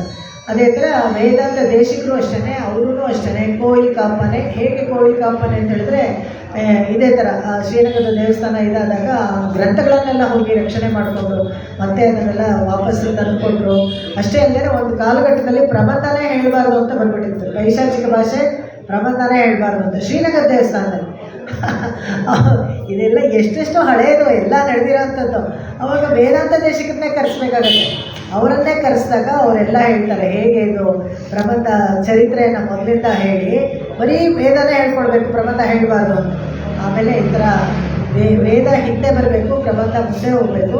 ಇದು ದ್ರವಿಡ ವೇದಗಳ ಸಾರ, ಇಷ್ಟು ವೇದಗಳಲ್ಲಿರೋ ಸಾರನೇ ಅಂತ ಹೇಳಿ ಎಲ್ರಿಗೂ ಎಕ್ಸ್ಪ್ಲೈನ್ ಮಾಡಿ ಮತ್ತೆ ಪ್ರಬಂಧಗಳನ್ನು ದೇವಸ್ಥಾನದಲ್ಲಿ ಹೇಳೋ ಥರ ಮಾಡಿದ್ದೇ ವೇದಾಂತ ದೇಶಿಕ. ಇದೆಲ್ಲ ತುಂಬ ಆಶ್ಚರ್ಯಕರವಾದ ಹಳೆಯ ಸಂಗತಿಗಳು. ಕೋಯಿ ಕಾಪಾನೆ ಅಂದರೆ ಇವೆಲ್ಲ ಬರುತ್ತೆ ಅದರಲ್ಲಿ. ಹೀಗೆ ಕೊಡಿ ತೋಂಡ್ರು ತೋರಣವಾಶಲ್ ಕಾಪಾನೆ ಮಣಿಕದವಂತ ಅಳ್ತಿರವಾಯ್ ಅಂತ ಹೇಳಿ ಬಾಗಿಲನ್ನು ತೆಗಿ ಅಂತ ಹೇಳ್ತಾಳೆ. ಈ ಮಣಿಕದವನ್ನು ಇಲ್ಲಿ ಬಾಗಿಲು ತೆಗಿಯಲ್ಲ ಅಲ್ವಾ, ಇದಕ್ಕೊಂದು ಸರಸವಾದ ಒಂದು ಸಂಭಾಷಣೆ ಆ ಬಾಗಿಲವನು ಹೇಳ್ತಾರೆ. ಯಾರಮ್ಮ ನೀವೆಲ್ಲ ಏನು ಬೆಳಗ್ಗೆ ಬಂದು ಇಲ್ಲೇನು ಗಲಾಟೆ ಮಾಡ್ತಾಯಿದ್ರು, ನಾಯರ್ ಶಿರುಮಿಯರು ನಾವೆಲ್ಲ ಚಿಕ್ಕ ಮಕ್ಕಳು ಅಂತ. ಏನು ಚಿಕ್ಕ ಮಕ್ಕಳು ಏನೋ ಗಲಾಟೆ ಮಾಡ್ತಾಯಿದ್ದೀವಿ ನೋಡು, ನೀವು ಯಾಕೆ ನಮ್ಮನ್ನು ಹಂಗೆ ನೋಡ್ತಾ ಇದ್ದೀರಾ, ನಾವೇನಿದ ನಮಗೇನು ವಯಸ್ಸಾಗಿಲ್ಲ ಏನಿಲ್ಲ ಅಂತ ಹೇಳ್ತಾರೆ. ಹೌದೌದು, ಹೆಂಗಸರು ನಾವೆಲ್ಲ ಬರೀ ಹೆಂಗಸರು, ಏನಪ್ಪ ಒಳಗಡೆ ಹೋಗಿ ಸುಪ್ರಭಾತ ಹಾಡೋದು ಹೆಂಗಸರೇ. ನಾನು ನೋಡಿದ್ದೀನಿ, ಶೂರ್ಪನಕಿನೂ ಹೆಂಗಸರೇ, ಭೂತನೇನೂ ಹೆಂಗಸರೇ, ಇವರೆಲ್ಲ ರಾಕ್ಷಸಿರು ಎಲ್ಲ ತೊಂದರೆ ಕೊಟ್ಟರು ದೇವ್ರಿಗೆ ನನಗೆ.